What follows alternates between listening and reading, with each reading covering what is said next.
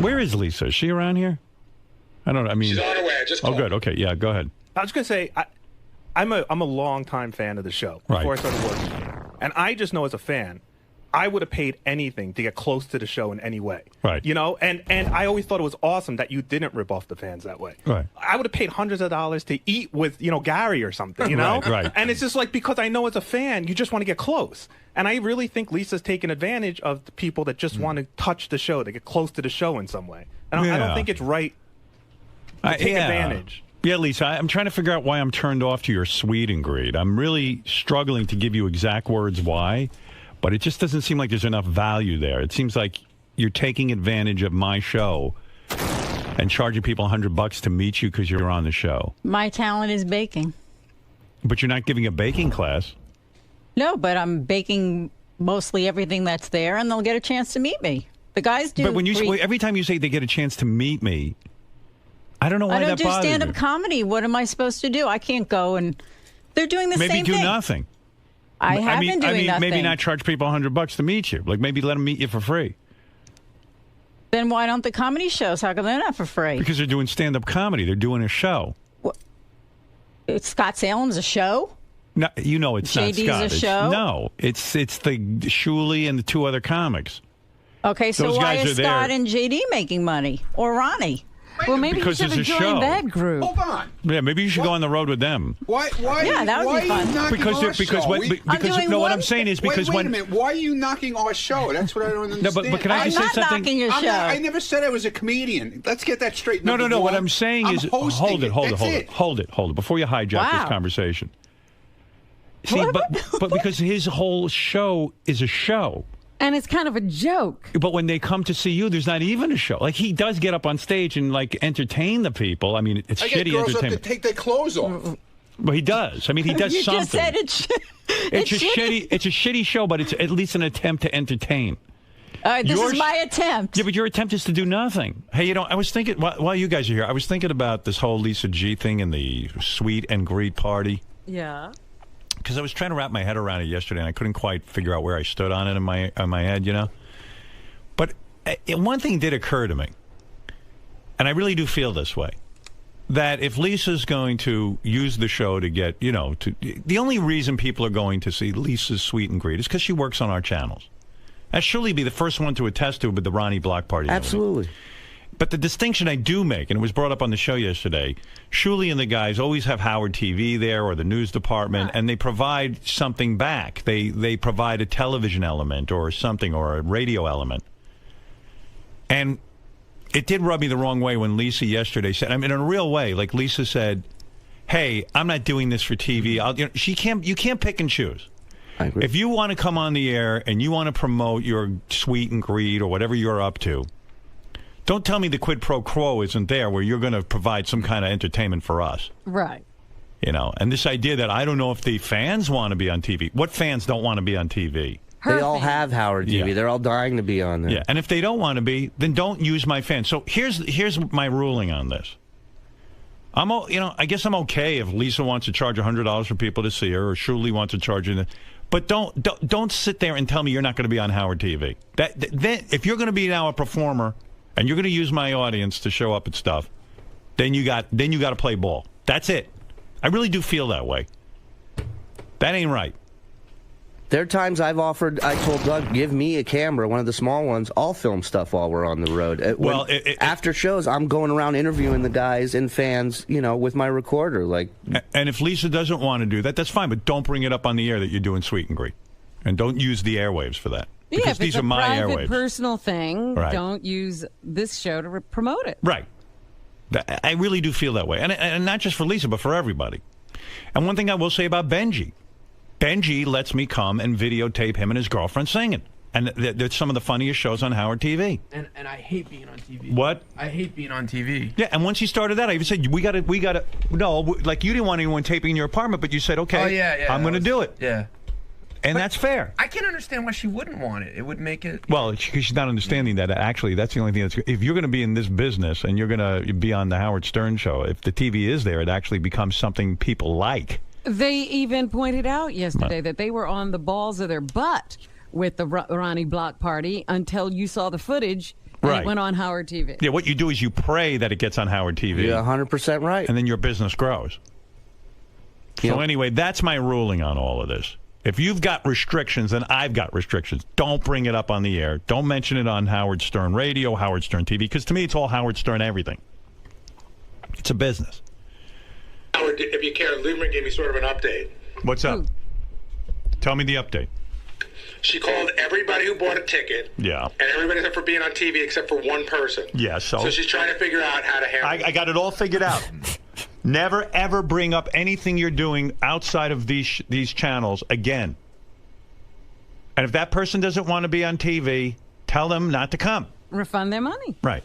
But from now on, everything is on TV. I don't want to hear people telling me they're picking and choosing, because I'm picking and choosing. I'm picking and choosing. And if you choose not to be on the team, then don't do it. And listen, Lisa does a fine job and everything, and I would never ask her to be on TV if she's just doing it. But if you're going to start using the airwaves to promote events and use my audience, then you've got to give something back. That's how I feel. Now, what do you think of that, Doug? Your Honor, I think it's a great decision. Right. That's why I'm America's judge. That's right.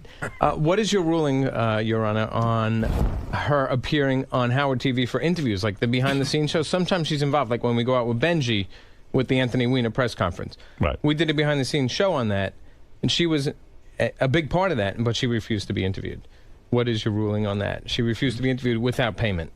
That's ridiculous. I agree. This is all... Listen, it's like I explained the other day. What do you think we're doing here? Howard TV, to me, is no different than Sirius Radio. It's all the same. It's all promotion and promoting. It's the same thing if I said to her when she interviews me, Lisa, I can't be interviewed for Howard 100 News. I need to be paid for this. It's a thought that would never, that's ever psychology. cross ahead. If Doug Goodstein, every time we ask him to be on the air and says I demand payment, I'm fucked. Then I got to get rid of Doug Goodstein.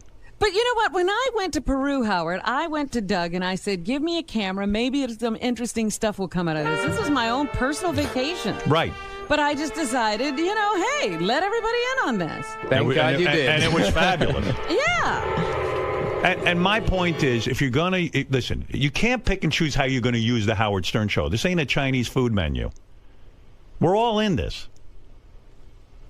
And it's one thing if Lisa wants to work in the news department, not promote anything, and this and that, the other. That's one thing. But don't tell me you're not going to allow a camera, and then I'm not going to allow you to use my airwaves. All of this stuff is good to us. We should be good to it. And it just doesn't go for Lisa. I mean, for everybody. It's the way it is. She also buried herself for if there is something after this.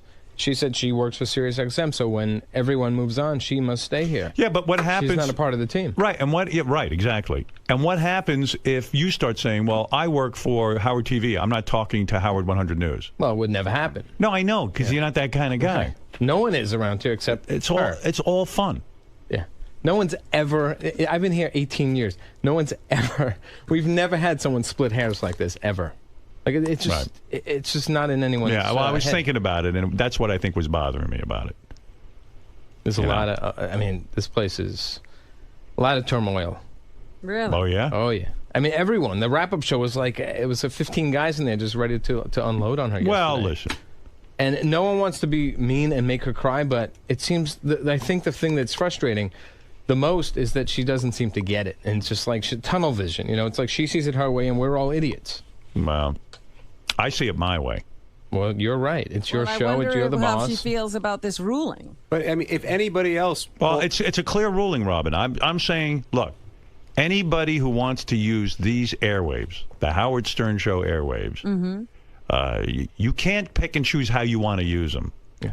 If you want to start a side business off of me, because this is my audience, this is the way I look at it. You want to start a side business off of me? You want to sell something?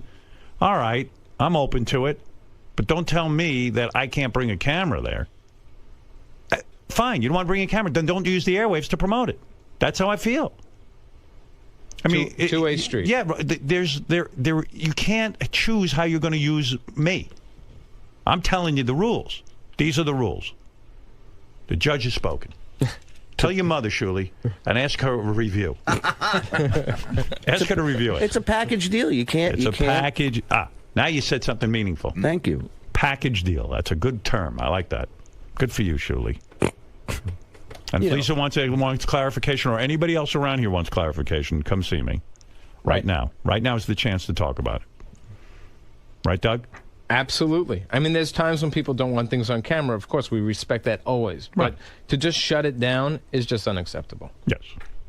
The thing I don't get is putting it on Howard TV is only going to help. I mean, you may be in embarrassing situations, but ultimately, it's only going to help your product. By the way, Howard TV did a behind the scenes of me at AGT, which you sent me to watch last night, the preview.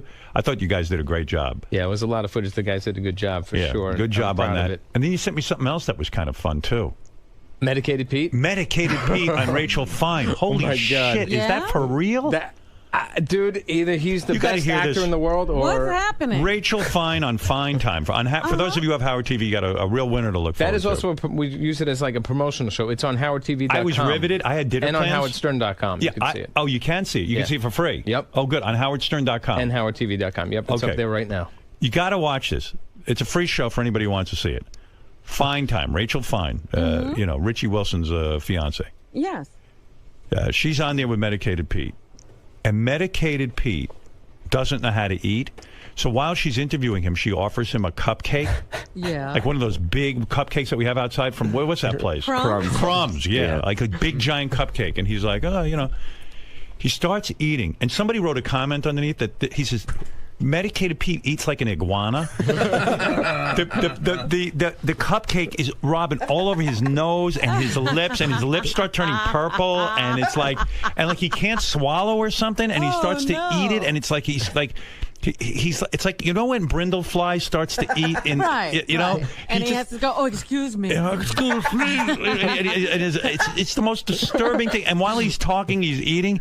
And it's such a train wreck, fascinating piece of tape that I was late for dinner. I had dinner plans, and I had to finish Medicated Pete's interview. I didn't think I'd be that interested in it. I honestly watched it at least 10 times. I just watch it I just put it on and let it loop. Well, basically. the reason it's genius. Who is the genius that said give him a cupcake during his interview? I think it was probably Richie Wilson's idea. Richie Wilson. Yeah. That guy's a genius. That is incredible. Immediately triple his salary. Okay. Oh, that's right. We have no money. But look, there he is.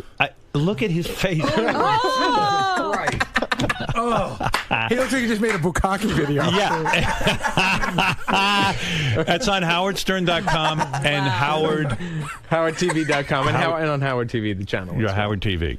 Oh, now, he can promote on my channels. And it's brilliant to keep interviewing him while that's going on. Right. Do you think, can I tell that weird story I told you about him the other day to prove that he's really out there? What is that? The one about that Joe Walsh's manager told me?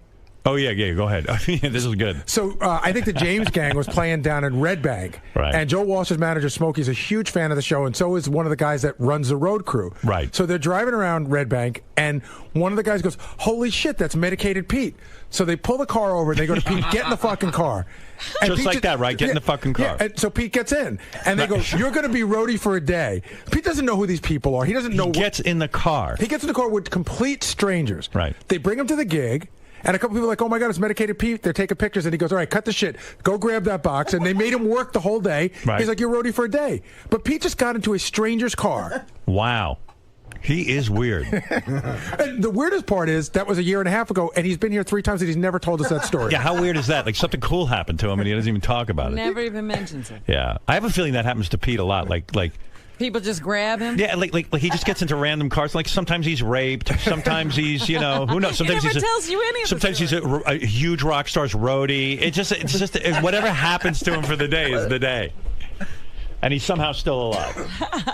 It's too much. I brought him to a gig once that I did in Jersey. How'd that go?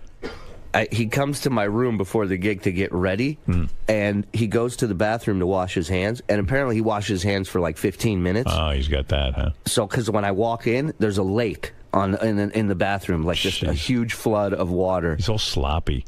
And he's up on stage, singing Purple Rain with wet spots all over his shirt and pants. But you know what's weird about him? Like, he's probably been to the White House.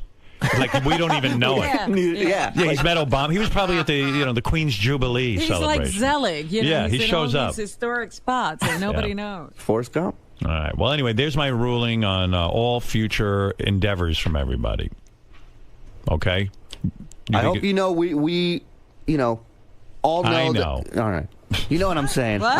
I'm just nervous, man, because, Kind of makes everybody kind You of don't want to make. You don't want to have Lisa send me over the edge, and then I'll stop all the fun. Yeah, because you could be I mean, you're well within your right to do that. You know, and right. I think it's fair. It's fair. Doug, do you feel relieved that, because you've been holding this back, you've actually been protecting... I never brought this up. I Right. saved her face on this. I was being professional and respectful. I don't know who brought it up. I don't really care. But someone else brought it out yesterday, and obviously it came up, but it wasn't me. I kept professional on this. I did not rat her out. I was going to save it and just not bring it up on air. But, yeah, it came up, and... I feel like, the judge has spoken. The boss has spoken. It's crystal clear. There's, 50 people up here? 49 get it. So. And you knew Howard would share this same thought process. Like, who has done this? Who would, that's like me asking John right now for holding a microphone. Like I said in there, John, pay me. Get this microphone away from me. I want to be paid. I work for Howard TV. This isn't I'm splitting hairs, John. This is Howard TV. I don't work for Sirius XM. Pay me for this, John. Could you pay me? Answer the question. Pay me. No, thank you. Why? Because you work for the channel. You work for Howard. We all work for Howard. Package deal. It's a package deal. Yeah, it's a package deal, of course. So will you cover Lisa's Sweet and Me? Now that's a good question, and I'm going to be hypocritical. Potentially, because part of me doesn't want to cover it because I don't want to help her out now. She split hairs and made her feelings known, and it's insulting. And the other part is like, no, I wouldn't do that to the show. I'm gonna if she, God, I can't believe I'm saying this. If she allows us, really, don't exploit and try to sell tickets through the show. No, yeah, we would cover it, sure, and I would be happy to cover for other ones, and hopefully, because I'm a good guy, I'd like to help her out. So if this could help her blow up her business, sure. Do I think it should would I be happier if it all went away? Yeah, probably, that's the truth. But yeah, I'd cover it, and I'd cover subsequent ones as well. It seems, though, there should be no gray area. Howard ordered Lisa to give access to Howard TV. Yeah, this shouldn't be, but we're dealing with Lisa, and Lisa seems to go by her own rules in her own world, so there might be another conversation Howard has to make it even clearer than he just did. That would be my guess. Lisa? Yes? Howard declared you must do interviews with Howard TV and allow Howard TV... No, that's not what he said. He said, if I'm using the air to promote an event, then Howard TV needs to be there, and I agree with him. But Howard did say we're all one team, and he wants you to participate in all Howard TV productions. That's not what he said. But I'm there 100% in the hallways every morning. You're parsing words. You're not. That is what he said. That is not what he said. That's not what I heard. Go back there and ask Gary what he said and Doug what he said. That's what he said. He said that he expects me to... Yes, he says he expects you to do interviews with TV for behind the scenes, and he expects you to do everything just like what he expects everybody to do. Well, then that's what I'll do. If I have time. This comes first. Okay. But you're parsing words, that's all I'm saying. I am not. That's what I heard. Then maybe I missed something, but that's what I thought I heard. I called you last night, Robin. I know, but it was right before AGT, so I figured you'd go into that. I wanted to watch it, so I figured we'd talk today. Yeah. Can't interrupt AGT. Well, it was 20 minutes before AGT. I figured we had some time, but you're right. You need to prepare for AGT. By the time I saw the message, I think it was like 10 minutes before. By the way, how good was AGT last night? It was really good. Yeah, those hour shows fly by. They really do. Yeah, you don't realize when you're sitting inside how much is going on outside of the venue, how much is going on in the wings. I mean, again, I get hung up on I try to remember everything I said because we taped for 4 days straight, like 2 shows a day. In Austin, yeah. Yeah, but I was really pleased with the show last night. I thought it was a real good one. And but speaking of things AGT, how about the guy from the night before who is a war hero and stuttered? Did you read that he is a complete fraud?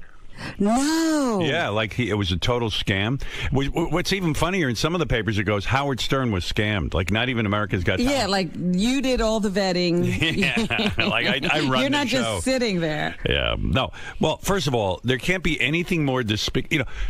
There's so much on my mind because I am dying to tell people what happens in Vegas. Not just about this guy, but about a lot of the talent. Uh-huh.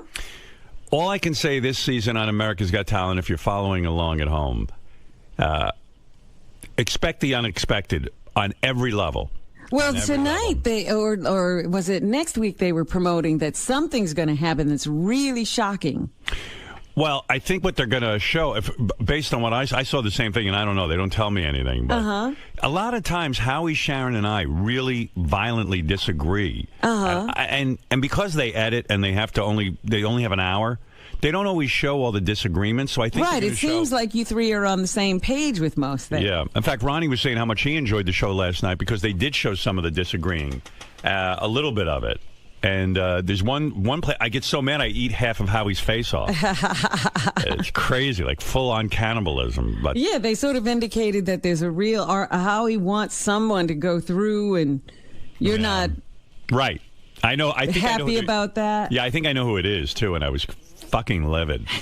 But so I don't know how much they're going to show of it. It's funny, like the things they choose to show too. Like I was doing math at the table. You know when I do math, right, yeah. And I was surprised they showed that. I was glad they showed that, but. Because everyone wanted to know how much time we had left, so I did the math for them. Or how much time per contestant Yeah, right. Yeah. I said, let me handle the math. That's my forte. And the show was over. You still had to come up with an answer. And I said, well, here, let me I want to do it on paper so I can show my work to the teacher.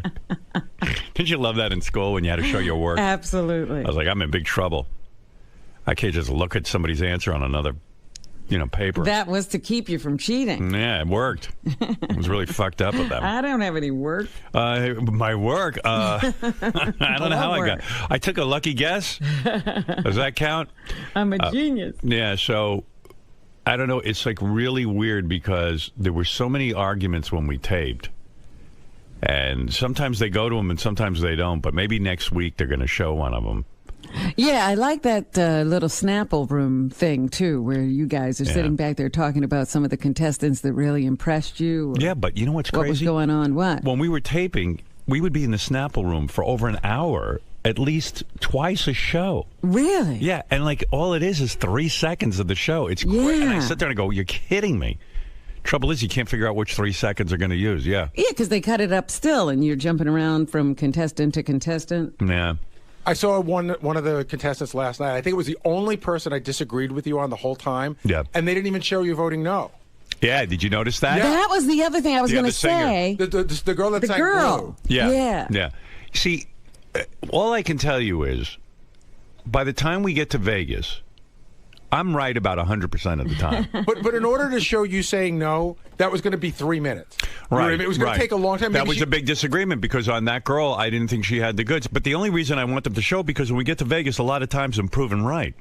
And when she started singing, I said, she's got a nice voice and everything, but she sounds like a million other people. Right. And, by the way, the thing that Howie and I disagreed on, everyone on Twitter agreed with me. That girl is a tremendous singer. The one you picked and said she was unique, she was amazing. Amazing. You talking about the girl and the guy? Yeah. She was great. And, like, everybody wrote me on Twitter, how could Howie have said that girl wasn't up to par? I mean... Howie has a 10 ear, I think. Well, I'm there to... listen, Sharon 99% of the time sides with me because she knows I'm right. And so, I keep Howie in check. Because he was astray. Completely off on the girl singers. He liked the girl who was sort of mediocre and not the girl who was completely unique. Yeah. Howie's great. Everyone writes me about the chemistry between us, even with Nick. I like Nick a lot. In fact, I had when I went to see the auditions, I was like, well, what is it that Nick does? He comes out and he says hello to the audience. Yeah, but it's all backstage. But watching him on TV, he's very funny, and he really is willing to put himself out there. He puts himself out there, and also he's real with the people. He doesn't. Oh my God! When that girl came out to do that dance, the pole dance, right, and he wound up on the pole with her. Yeah, I was like, somebody's going to die. Because that was too much weight for that pole. Those temporary poles are pretty good. But listen how screwed up this is. And again, I wish I could tell you what happens in Vegas, but I'm not gonna because I don't want to ruin the show for people and I want them to watch. But here it is. Talented liar, TV phenom's war injury tale. Now, the reason I think this is so screwed up, it messes it up for every real veteran who comes back from the war, regardless of injuries. Right. Because now no one believes you. Now all of a sudden, the one thing that was, remember in The Wire when the criminals talk about you never kill somebody on a Sunday morning church? Yeah.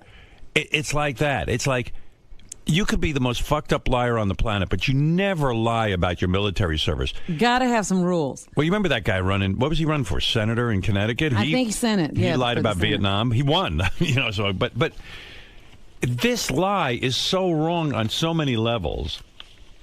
TV Phenom's war injury tale. He's got talent. This is the guy from America's Got Talent. I'm assuming most of our fans are watching the show, so they know what I'm talking about.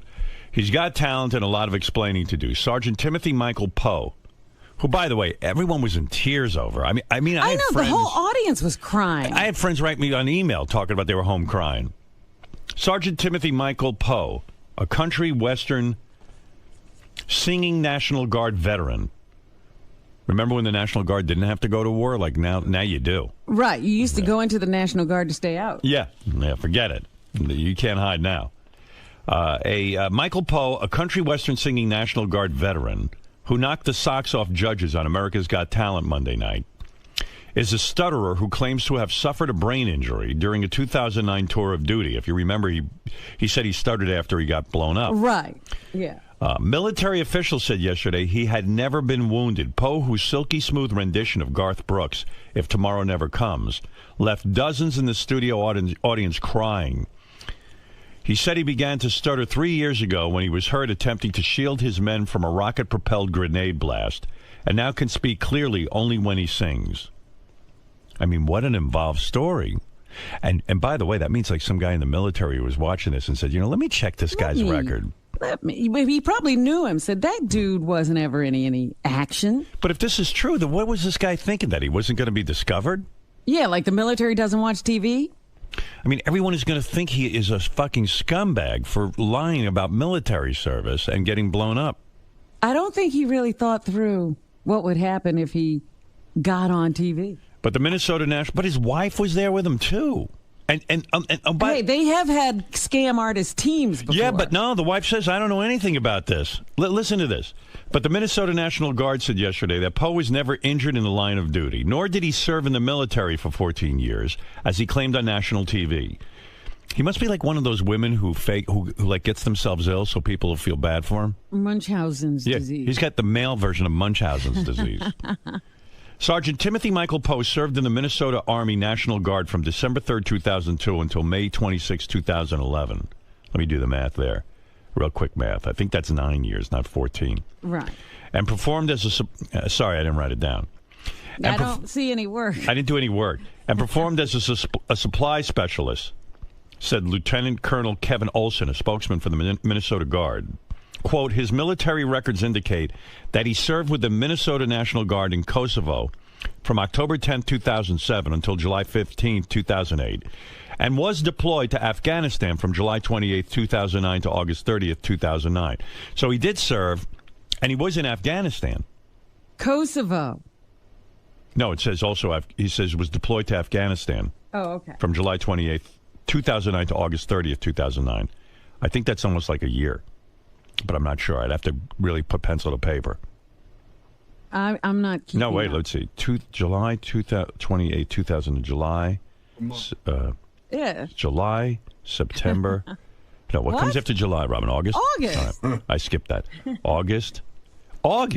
That's 1 month. Right. He was there a month. Holy smokes. Not that you can't get hurt in a month. Once you do the math, and, it's complicated math, I'll admit. That's a month. I thought it was 2008 to 2009. It's 2009 to 2009. That's a month.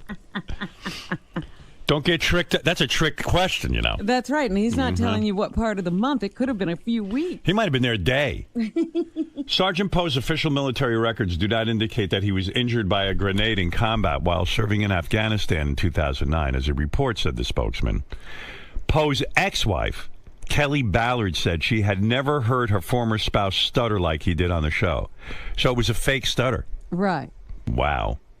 There was no... Well, you notice that when he was talking to Nick said, you got through that whole sentence without a stutter? Yeah, he forgot. Like he forgot. Yeah. Holy mackerel. There was no combat injuries, said Ballard from her Texas home. I think he's developed a feel sorry for me. I feel sorry for me stutter. Oh. Boy, this really sickens me. I know. And not because it happened on America's Got Talent. I mean, in general. Just, yeah. I mean, oddly enough, this will probably bring more viewers to America's Got Talent. This is like a full-page ad for the show. So from that aspect, it's good. But for the bad part of it is for military guys who actually serve, and they're walking around with one leg blown off, and then they go and they can't tell their story. Yeah, you go and say, hey, yeah, I got my leg blown off in a grenade. And yeah, right. Yeah, Just like the guy in America's Got Talent. There was no combat injuries, said Ballard from her Texas home. I think he developed a feel sorry for me stutter. In a video detailing Poe's backstory filmed in the Austin, Texas auditions from Monday's show, the country singer said that in Afghanistan he volunteered to clear buildings and help rescue wounded people, and one day someone armed with a rocket-propelled grenade launched open fire. How the fuck did he do this? With a straight face. Somebody told him a story, and he decided to make it his own, probably. I saw it coming down, and by the time I turned and went to jump on top of my guys, I yelled grenade, and the blast had hit me, Poe said. You know what's amazing, too? They didn't even show my whole speech to him. I was talking about his service, and... Well, you thanked him. I did, but I did a lot more. They have to edit it down. Thank goodness they didn't show it. And I remember, I thought I was about to lose it and cry for the guy. That's how upset I was for him. Yeah, thank goodness they saved you with the editing. Yeah. I could have looked like a real pussy. I saw it coming down, and by the time I turned and went to jump on top of my guys, like he's a huge hero. Right. I mean, this is a story with nothing but hero smacked all over it. I yelled grenade, and the blast had hit me, Poe said. He claimed that had he not been injured, he might never have discovered his singing voice. Right, because he discovered that with this speech pathologist. Boy, I wish I could tell you what happens in Vegas. I wish they would fast forward on that one. Well, don't, because, right now, as far as we're concerned, he's still in the competition. Oh, yeah, no, he's in. But that's what I'm telling you. We might go to Vegas and fall for it even harder. That's what I'm telling you. Just be prepared. But Ballard said years earlier he was the lead singer in a band called Crawl Space. Show producers said they first learned only yesterday that Poe had been lying. Poe could not be reached for comment yesterday. Yeah, and they actually vet these guys pretty well, I thought. Yeah, he crawled back under his rock, apparently. Oh, my God, I want to interview him so bad. I want to interview this guy so badly. Well, there should be a law that you can't misrepresent your military service. Especially in front of me on America's Got Talent. Yeah, you go to AGT jail. Yeah, there's got to be an AGT jail.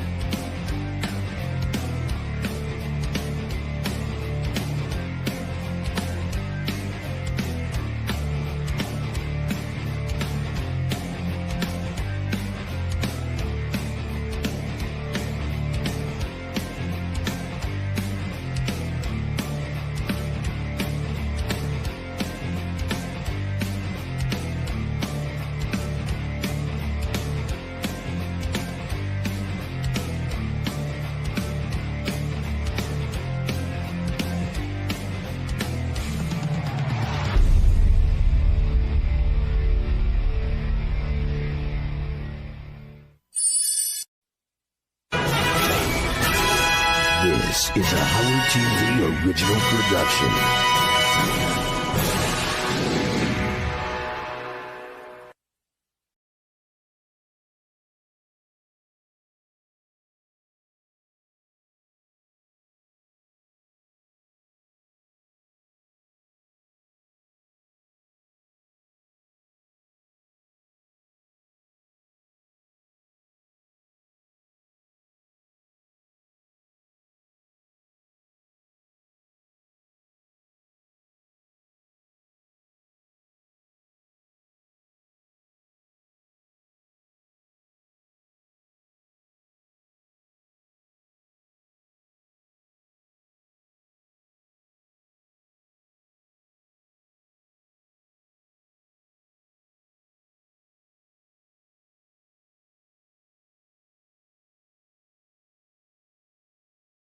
Okay, if he's got the best prize, then go with him. I remember even at the Club Beneath thing, you go, that Ronnie's a stalker kind of dude, so watch out for him. Yeah. And then you hired him full time.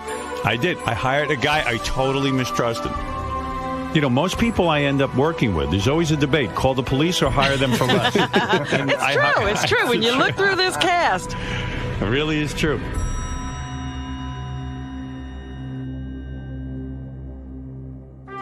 Ronnie Mund. Since that fateful day when Howard decided to bring him aboard, we've learned so much about him. From his limo driving prowess. Adjust the petcock. No more petcock, pal. Gone. We have a real car now. To his proficiency with pole dancers. Look at me like you want to eat my dick. Don't be afraid to touch those tits. Those tits are nice, aren't they? Answer me, I'm talking to you.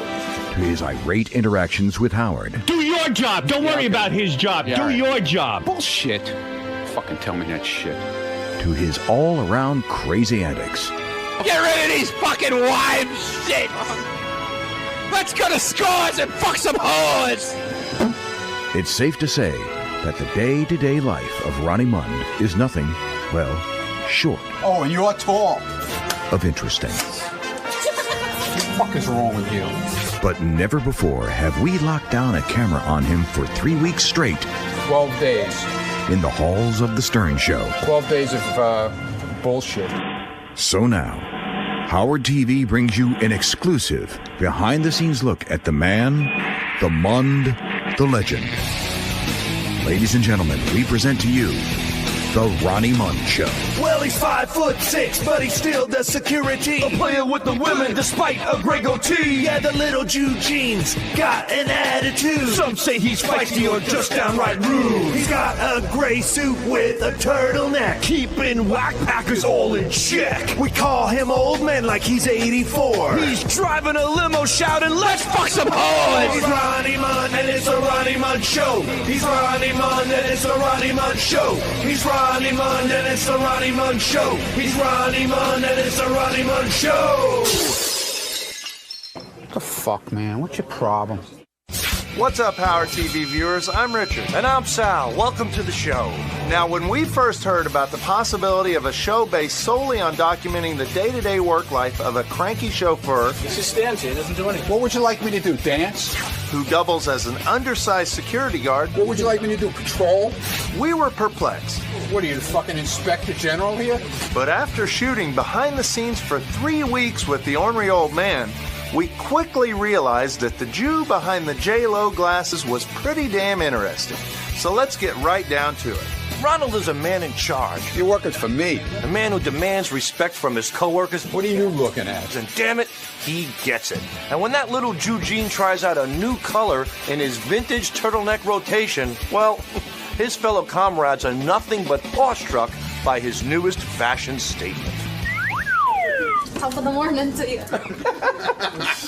It reminds me of like St. Patrick's Day. It's for Hulkamania.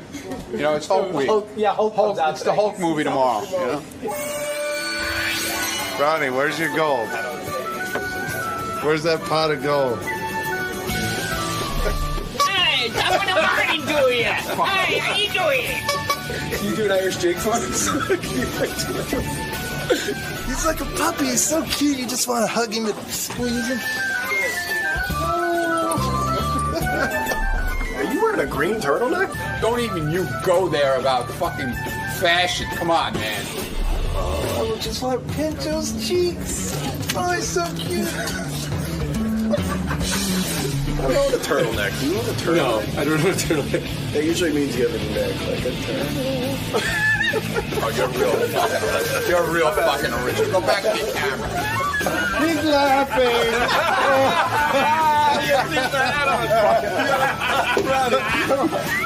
Hey, I'm Ronnie the Heebie Leprechaun. Top of the morning. I gotta go through. Sign me into these. I gotta go through your bag. I gotta run you. Oh, they're always trying to get my lucky charm. Ow! Oh, that shirt's hot. Oh, now you're planning things in advance? Give me a fucking break. I want to kiss him all over.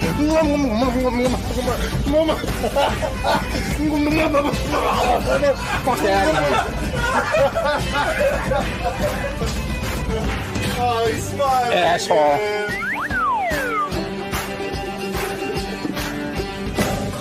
What the fuck is wrong with you?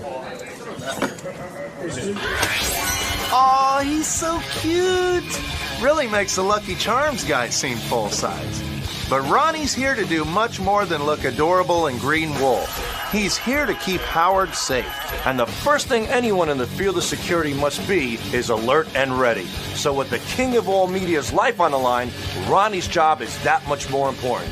So check out Mr. Mund in his constant state of unflinching awareness as he guards his one and only client.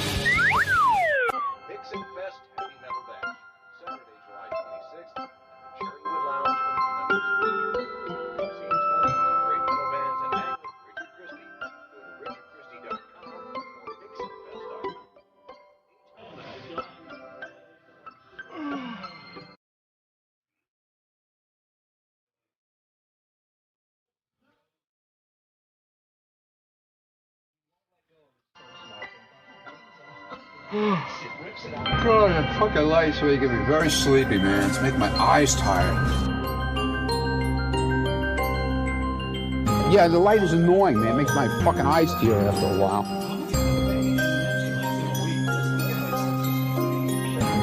Fucking allergies, man. It's bad today.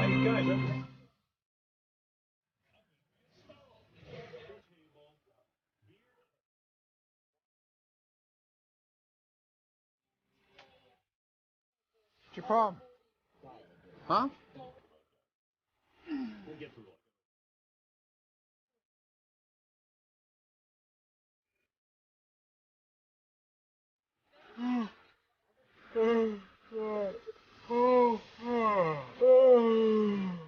We're all tired, you know? Suck it up. Great work there, Stretch. Now we know which one of the 7 dwarves you actually are. Sleepy. Hey-o! Well, even if Ronnie's not the most vigilant security guard on the market these days, let's not dwell on his downfalls. Leave me the fuck alone. After all, how many 74-year-old men can go 4 straight hours without a nap? I don't give a shit what he says. This wasn't my fucking idea. One thing's for sure, though. Old Ronald is certainly a man of the people. I never said I was a fucking goddamn entertainer. With his even-tempered, classy demeanor... Who gives a shit about you with your fucking shit? ...and work-appropriate commentary... Shut up, asshole. He is certainly a great ambassador to the halls of Stern. 11 o'clock, I got home at 5:30 yesterday, asshole. Piece of shit. I'm gonna bring Phil Rivers in. See for yourself. Why are you laughing, DePace? What the fuck is so funny? We were there till almost... Fucking asshole. What the fuck is he throwing at me? I got chlamydia. Big fucking deal. I don't care. What's up, Grumpy? What's up, asshole? What's wrong with you? What's wrong with him? It's your boss. I'm gonna go fuck himself. Fucking assholes. What's the difference? Can you hold my pole for a second? What a stupid asshole. Fucking cut your fucking balls off. Get the fuck out of here now. Watch out for the mouse there. There's a mouse. Watch out. What an idiot. What are you, blind? Why? What? He's just standing in the wall right there. Fuck you. You heard me. Shut up. What are you looking at? I'm gonna bring in Vernon Taylor. Vernon who? Whatever his name is. What's his name? Oh, Troya, Taylor, whatever. Doesn't matter. Good morning, sir. How are you? Step over here for a second. Could you have a seat in here for a minute? And we'll get you right in. We're gonna bring in whoever this guy is. How's that? An angry little man. You're not fucking tall. If I wore heels, I would be. Fuck you, heels. Fuck you. What's the non-gay term for what shoes you wear? Yeah, right. The fucking shoes, stupid motherfucker. Stupid ass. Fiber and oatmeal is ready. I didn't order fiber and oatmeal, okay? An asshole. What the fuck is with this fucking chair, man? This fucking thing's all broken. Get out of here. Can you stop saying that? Go in and tell him 2 hours? Yeah. God damn it, man! Fucking broken chair. You thought you weren't gonna get it back again. What are you gonna do with that? You're gonna fuck it in your ass? Huh? Sure. Huh, you fucking asshole? What the fuck? What are you always smiling about, huh? Mr. Happiness here. Always got that grin. You ever notice that? What is he grinning about? He walks around with a cock up his ass. Dick Masters. Simply excellent, Mr. Munn. Well put. Like a true Southern gentleman, you grow more demure with each and every syllable. Oh, fuck yourself, asshole. But Ronnie isn't all words. Why don't you fuck yourself like a girl? He's a deep and gentle soul, an enigma wrapped in thought, then wrapped again in an ugly, fuzzy turtleneck. And while we can't read his thoughts per se, let us speculate as to what old man Mund is pondering as we bring to you Mundane Thoughts with Ronnie Mund. Hey, I wonder if I should yell, "Let's fuck some whores" at Howard's wedding. That's brilliant! You gotta say it at Howard's wedding.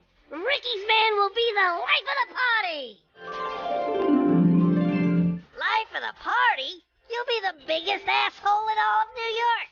You remember Bubba's wedding? You were an idiot there. I want to dedicate this to Heather. Let's fuck some whores! What's your fucking problem, asshole? Let me take it over. No, I'm on the radio. You're a limo driver. I'm on the radio. Oh, come on! What are you talking about? Everybody loved you at Bubba's wedding. Sure, you were an asshole, but that's what you're all about. Ricky's man is about being an asshole. Come on, act your age. You're an old man. Talk like one. Don't try to act like a foul-mouthed teenager. Come on! You're Ricky's man! That's your catchphrase! That's what you do! That's like Ed McMahon not saying, "Here's Johnny!" Ricky's man's got a phrase! Yeah, I'm gonna be the life of the party. I'm gonna yell, "Let's fuck some whores." Mr. Munn, your deep philosophical ways continue to marvel us ordinary laymen. We also caught Ronnie on the phone several times. Hold on a second. Did I ask you not to film this now? What is? Don't you hear me? And we can't help but wonder what's being said on the other end of the line. What the fuck is wrong with you? I can't fucking talk. I can't even think of anything. These guys with this fucking camera shit already driving me nuts. So let me introduce a segment we like to call On the Line with Ronnie Mund.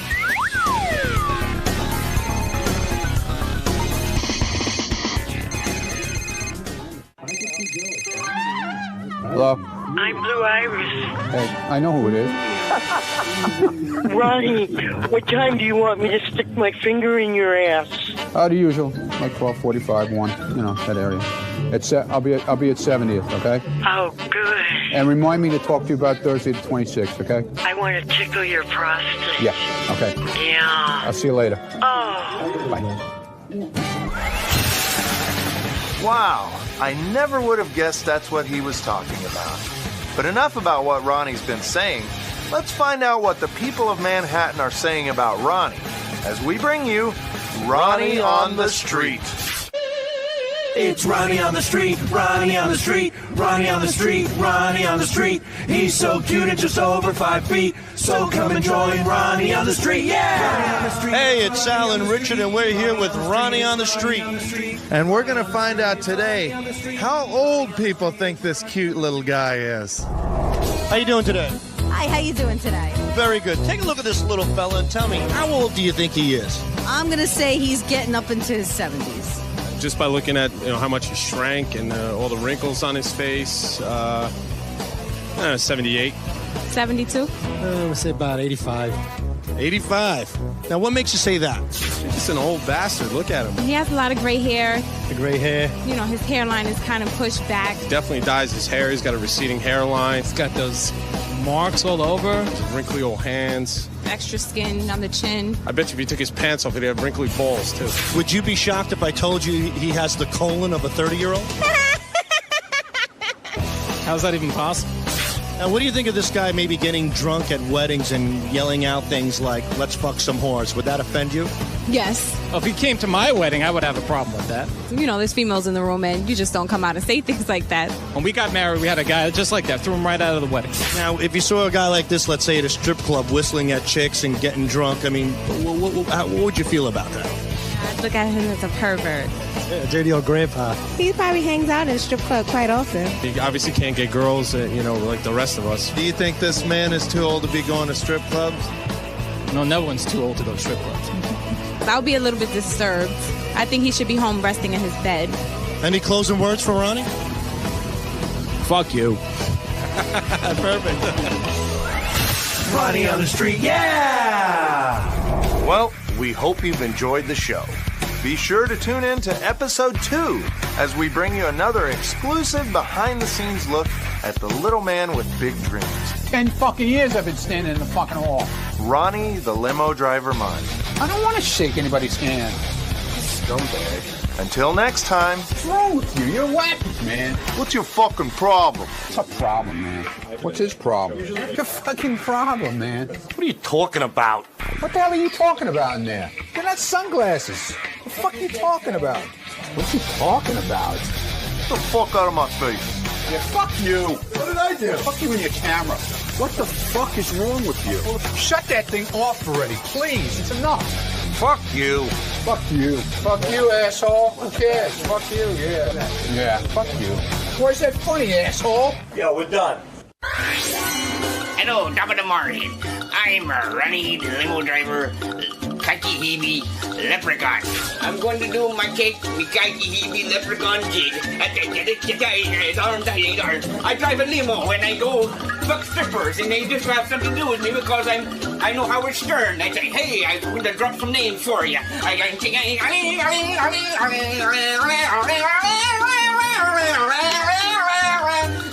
You want to play my bagpipes? Do you? You want to blow me bagpipes? Oh, yeah, top of the morning to you. Oh, pink cards, yellow moons, green clovers, purple diamonds. You'll never get me Lucky Charms, and you'll never get me my limo. Sorry, Dad.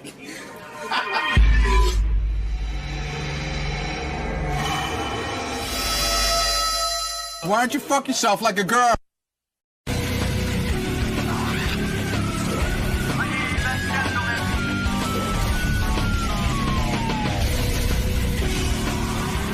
Joey Buttafuoco's on the phone. Joey. Hey, man. Hey, so you're out of the Slammer. That sucked, too. It's good that I'm out and I'm home, but that sucked.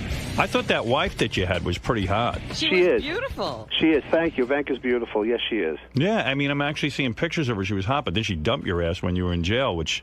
How that did hurts. that happen? That hurts. Well, no. She didn't dump my ass while I was in jail. She waited till I got out. Yeah. You mean you thought you had a marriage right up until the day you got out? Yeah, actually, she's a great girl. She really is, and it's just like, I guess she just told me she needed a change, but she wished she needed a change. What kind of change? What kind of shit? She got a real man like you, and real man, yeah, just got out of the Slammer. Do you think she ever gets afraid that like Amy Fisher will go berserk again and shoot her in the face? I don't think so. I don't think that's going to happen. But not unless you order it. Who was that, Audie? Yeah. I didn't even know he was still on the show. That was Benji. Well, you don't get it in you don't get it in the joint?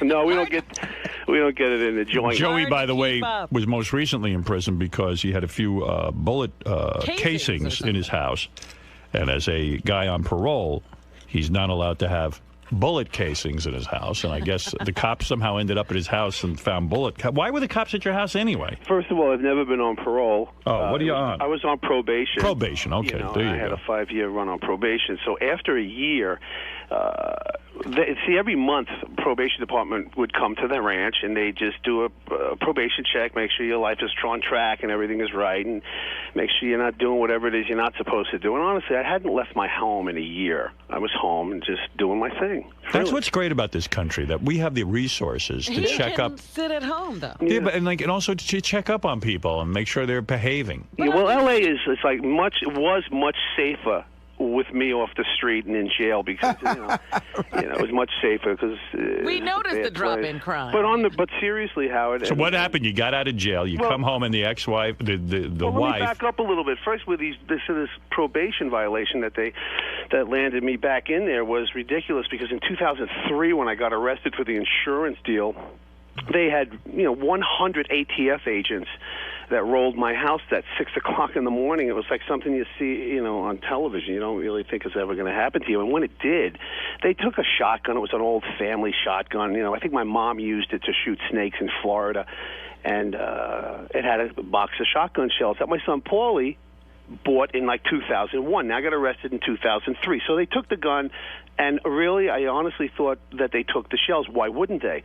These were the same shells 2 years later, that when they did a probation search of my house, they found them, and basically that's what put me in jail. And we even proved that I had paperwork that showed when I bought them in 2000, when Paulie bought them in 2001, where they were purchased, the shell casings. We tracked the VIN numbers on it, or the ID numbers. You were a victim of circumstance. Well, actually, yeah, and I'm not bitching like, I didn't do it, I'm sorry. You went and did your time. I had to take the year, so I went in and did it. It was hard, man. It was a bitch because, like when you get in trouble with something you really didn't do, and it's like, God damn it, So I didn't do anything that bad. But wasn't he sick, too, when he went in? Weren't you sick? Yeah, I was real sick. I'm still sick, man. I'm down right now 50 pounds. Sick from what? What's the matter?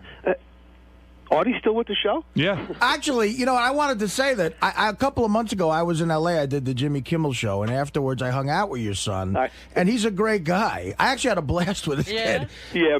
Paulie's he's really a good he's a good son. How did that kid turn out normal? I don't know. He's the anti-Joey. You know what does he look like Joey? A little bit. You could tell. Yeah, I mean, and he's normal.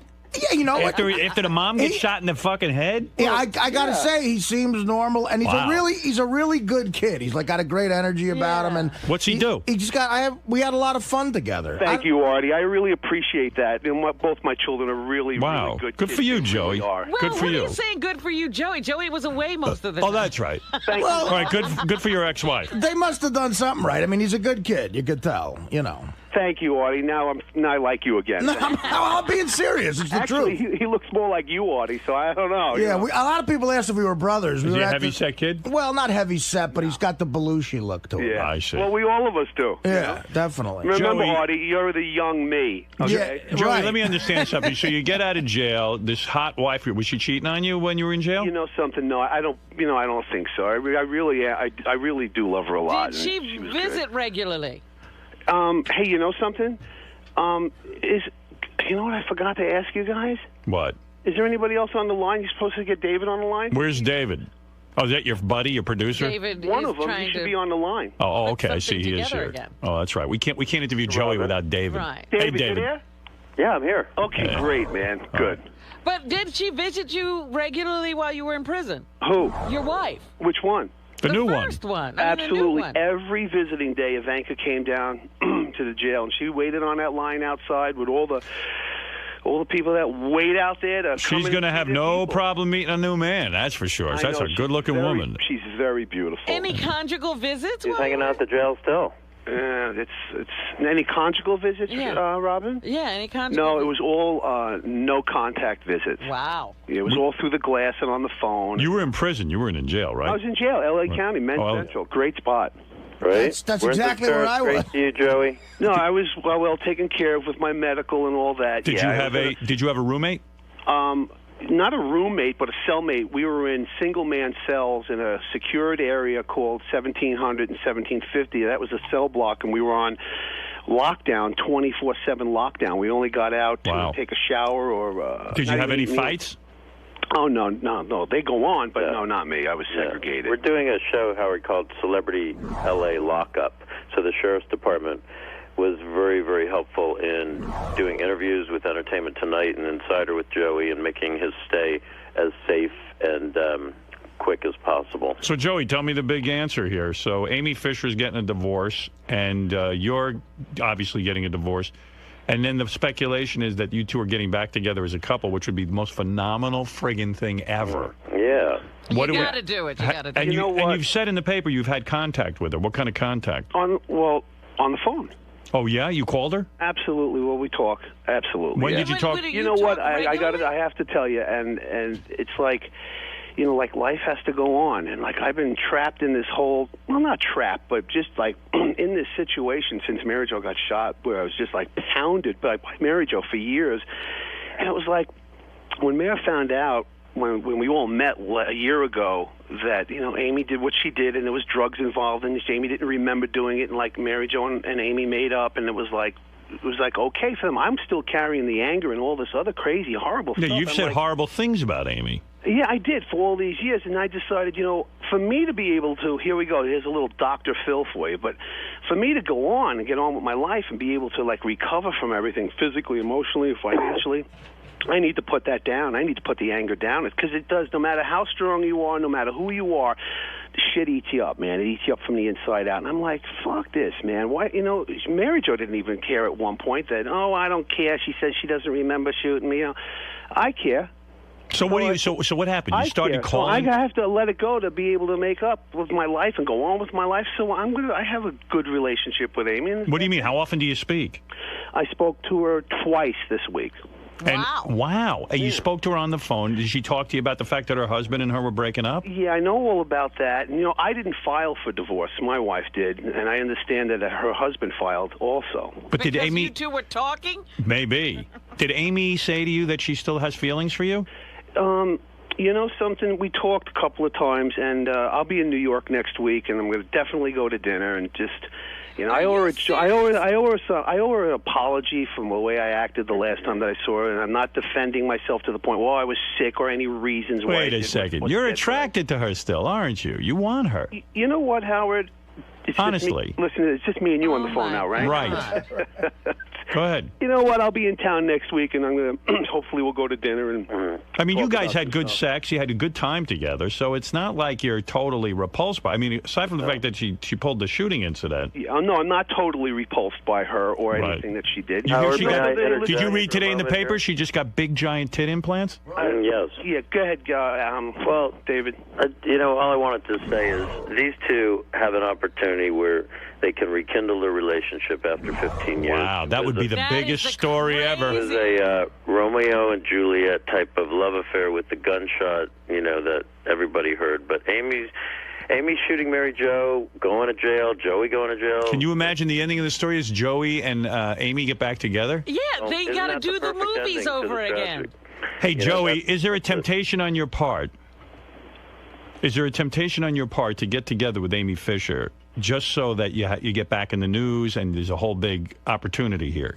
You know, really, it has nothing to do with in the news. I could go outside, piss along the curb, and it's going to make news. I mean, which she does often, by the way. Which I try not to do, because in L.A., I think you get like a year for that, so I don't want to do that. But, yeah, I'm looking forward to seeing Amy when I get back. You think you'll fuck her? Honestly, you want to, don't you? Nobody's the same. You know, everybody changes as time goes by, and you know, she's not the same person she was, you know, 10 years ago, 5 years ago. Nor is any of us. But they describe in the newspaper that her body is exceptional. She has a Playboy playmate. In fact, they're saying she might even become a Playboy playmate. That's right. Are you for sure? Yeah, we are. Oh my goodness. Will you be posing with her, David? Yeah, I will actually be posing nude. Because you say we are doing Playboy. Well, you know. Are you managing her as well? Yes. Amy's going to be in Playboy. And I'll be doing it with her. David, has this been orchestrated by you to get more interest in these two? You know, you couldn't orchestrate this story. Either these two, timing is right.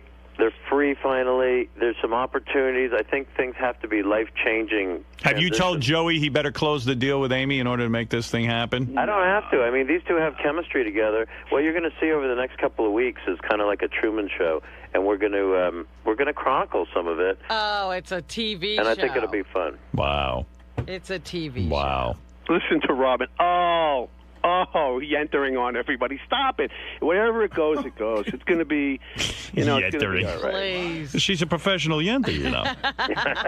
She gets paid to be a yenter. Cute yenter. Yeah. That's right. Yeah. Joey Boots wants to say hi to Joey Buttafuoco. Go ahead. Who does? Joey Boots. Joey Boots from Massapequa, Long Island, your hometown, Joey Buttafuoco. Hey, Joey, I want to tell you right now, you're the most disgusting, vile human being. I wish death on you. I hope you fucking die. You know what? To fucking do this, to try to stay famous, which is all, that's your agenda. Your agenda. Gorilla. Your agenda is to stay famous, man. So you're going to take the mother, you're going to go out with the girl. You're going to go out. Who is this? No. You're trying to hook up Howard, trying to who hook is this asshole? Just answer. It's Joey Boots, for Christ's sake. You're trying to hook up with the woman that shot the mother of your children. What about that, Joey? He's worked up, but what about that, Joey? How can you go out? Who was that guy? Joey Boots, for Christ's sake. He's Who from. the fuck is he? The Joey Boots, you don't know? No, I don't know who He's he in the is. Whack Pack. Oh, it's that guy. Listen. Did he ever get through the 6th grade? Joey has a good point. He's saying, he is. how can you start having sex again with the woman who shot the mother of your children? You know what? I'm going to go have dinner. Yeah, I mean, maybe Joey Boots has sex on the table. Maybe some clams. We were thinking time out of the clams. gate. I mean, your son is going to freak out, and so is your daughter, that you're having sex with Amy Fisher. Well, you know what, man? We thought some pasta, maybe. I don't know. Yeah, I have no idea, man. No, seriously, Joey. Come on. You got to think this through. This is a major thing. You think? Yeah, of course he is right, it is. Joey. Well, you know something? He is right. I'm heading back to New York in a little bit. My life's going in a different direction, whatever it is. You know, you're going to see these guys on the cover of People magazine. We're going to do Letterman. We're going to do Letterman. Well, how do the children feel about this You know something, buddying honestly, up with... if Mary Jo and Amy can sit down and not even hash it out, but talk out what they needed to talk out, and Mary Jo can forgive her, you know what? What's your tactic? happened to Hello? Joey? He's gone. David, you there? Else, everybody else is making up and going on with their lives. You know, I'm entitled to do the same thing. Joey, what's the plan? You want to go to bed with her? I lost everybody. You there? Oh, our phones went dead. Yeah. Completely dead. You should see what's Hey, going man. on. Hey, Joey, you there? Everybody got disconnected. Hello. Hey, anybody Nobody here? can hear anybody. Wow, the whole. Maybe they'll call back. Let's listen in. Let's hear if anything else happens. Like we get some inside information. We got disconnected. Hello? I think he hung up. Hey, guys, the phone system just died. Yeah, we know the whole thing just crashed. We're checking on it. That would have been great if he just said something like, Amy, you can keep blowing me. What do you guys think? I'll go around the room. All right, first Fred. Is this just a huge publicity stunt orchestrated by David Creef? Yeah, David Creep is definitely behind the whole thing. And I really feel badly for Mary Jo. I mean, she's taken more shots on this. There's a phone being dialed up. I feel bad for her and for her kids. Joey, I think, is like totally lost. Robin, is this a publicity stunt? What's going on here? Yes, there's nothing going on. They're just doing this to get back in the press and to create another TV show. Artie, what do you say? It has to be. I agree with Robin. I mean, as low as a human being can go. I would hope he at least called Mary Jo and said, listen, this is going to be so embarrassing. The innuendos, the press, the tabloids are going to say we're together again and she shot you. Again, like Joey Boots made such a great point. The mother of his kids was shot by this woman. Absolutely. And I hope he at least said to Mary Jo, look, it's going to mean quick money. Do you mind if we do this? And I give you a cut or something. What do you think the reality is? Do you think that Amy Fisher will start banging Joey again? Her husband was a Joey Buttafuoco lookalike. I don't think so. I really don't. Why wouldn't you think Amy Fisher would do The that? more interesting question is, would Joey, if given the opportunity, fuck her? Yes. But that's my point. Why would Artie not think that Amy would be open to it? Because I just think the whole thing is a contrived stunt. I really do. I understand that, but why would you say Amy Fisher's the one who won't be she's crazy. into it? Well, I She's don't know. nuts. Well, she's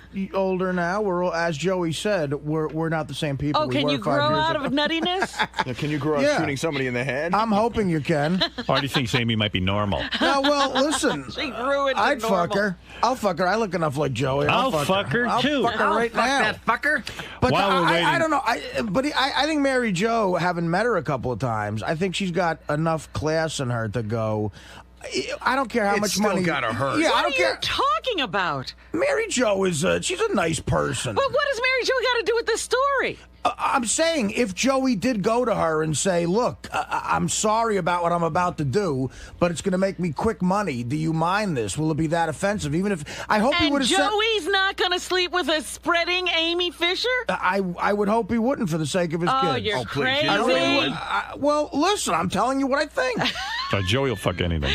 Absolutely. Really? He likes that Amy Fisher. He'll be fucking his kids. That's what he'll be fucking because they're going to be screwed up, and his kid is a They're nice gonna kid. be screwed. How if they've survived all this, they can survive that. I don't think anything he can do will hurt them. I met his son. His son's a real nice kid. He doesn't seem to have any issues. And Did you talk to him about the whole situation? No, that was awkward. I wouldn't have done that. But I've actually hung out with Mary Jo a couple of times too, and I think she's the type of person that would have said, "I don't care how much money you're getting. I don't want this to happen." So I think he's already pissed her off. Let me just say belief. something. I'm trying not to blow my stack because we have a phone system that regularly just has to be rebooted. I don't understand that. I don't get it. So I'm trying to maintain my cool when we're in the middle of an interview, but that will need to be looked into. Joe, are you there? Yeah, I am. All right, hold on a second here. I'm going to get this all back again. I got to get your friend there, David Kreef, on the phone. Too. Oh, okay. You two are like two peas in a pod. Yeah, maybe they're having a relationship. Maybe. Maybe that's the real story. David, you there? Robin. All right. Joey. How about you? Joey, the question was asked while we got disconnected. Are you, let's say the scenario arrives. You're out dinner with Amy Fisher. Having dinner. She looks great. She got the big titty implants. You know, she's wearing a short skirt. You like what you're hearing. You like what you're seeing. She smells good. You're having a few drinks. She says, Joey, you know, I always loved you and I still love you and I want to fuck you. For old time's sake. I want to have sex with you. I want to take you back to my house. Would you have sex with Amy Fisher if that kind of scenario evolved? And Lou did not have his guns there. There you go. Yeah. Right. Yeah, totally. You would? Yeah. Thank you. Artie, do you see what we're saying? He's saying it. Artie said you wouldn't. So who won? No, listen. He's saying it because that's the only way anyone's interested in all this bullshit. Oh, stop No, it. he It's to make money. It's Can to I make ask you money. something, Joey? Joey, man to man? Sure. Is she the best Artie, pussy? you crazy? Is she the best pussy you ever had? You know something? It's no, but you know it's that's a tough question. It really is. You've had a lot of experiences. Yeah, I mean it's especially lately. But you know something? Right. Especially last night. What happened last night? What happened last night? No. We're not going there this morning. Too early. I'm sorry, Howard. What was your question? The question is she the best pussy you ever had? You know what? Amy's a lot of fun. Well, how so? She's just she was always just a very nice until all the shit broke. But then, then we all know why and how that happened. Would she be open to anal with you? You know something? I don't know. You never did that with her? No. I'm talking about in the old days when things were good, when you had your affair with her. No. But were she things ever good? I mean, the old days, things were pretty crazy. Well, no, there was a time when he had good sex with her. Yeah, well, for a long time, but, you know... But Joey, what about the fact that she accused you of being her pimp and that, you know, and that was all heavy stuff? You know something? Yeah, there was a lot of stuff being thrown out there in the early days, you know, after the whole shooting incident, and orchestrated, of course, by the attorneys. Well, wait a second. Doesn't that scare you? Even my attorneys were telling me what to say. I was never involved in anything so like this. Joey should have a pimp based on his... You know, there were so many things said. Honestly, I mean, everything from the pimp to her life with drugs and her whole way of life, and that I gave her the gun and I was responsible. So I'm saying, aren't you afraid? No, because you know why? Honestly, we spoke about this, and then it blew up into a rage or what have you. But you know, she actually, you know, told me she never remembered shooting Mary Jo. Like, she doesn't remember a lot. All right, so you don't think she's crazy? I don't think she's crazy. Wow. I really don't, honestly, and that's coming from my heart. I really don't. Do you have nicknames for each other when you were on good terms? Did you have lover names? No. Never.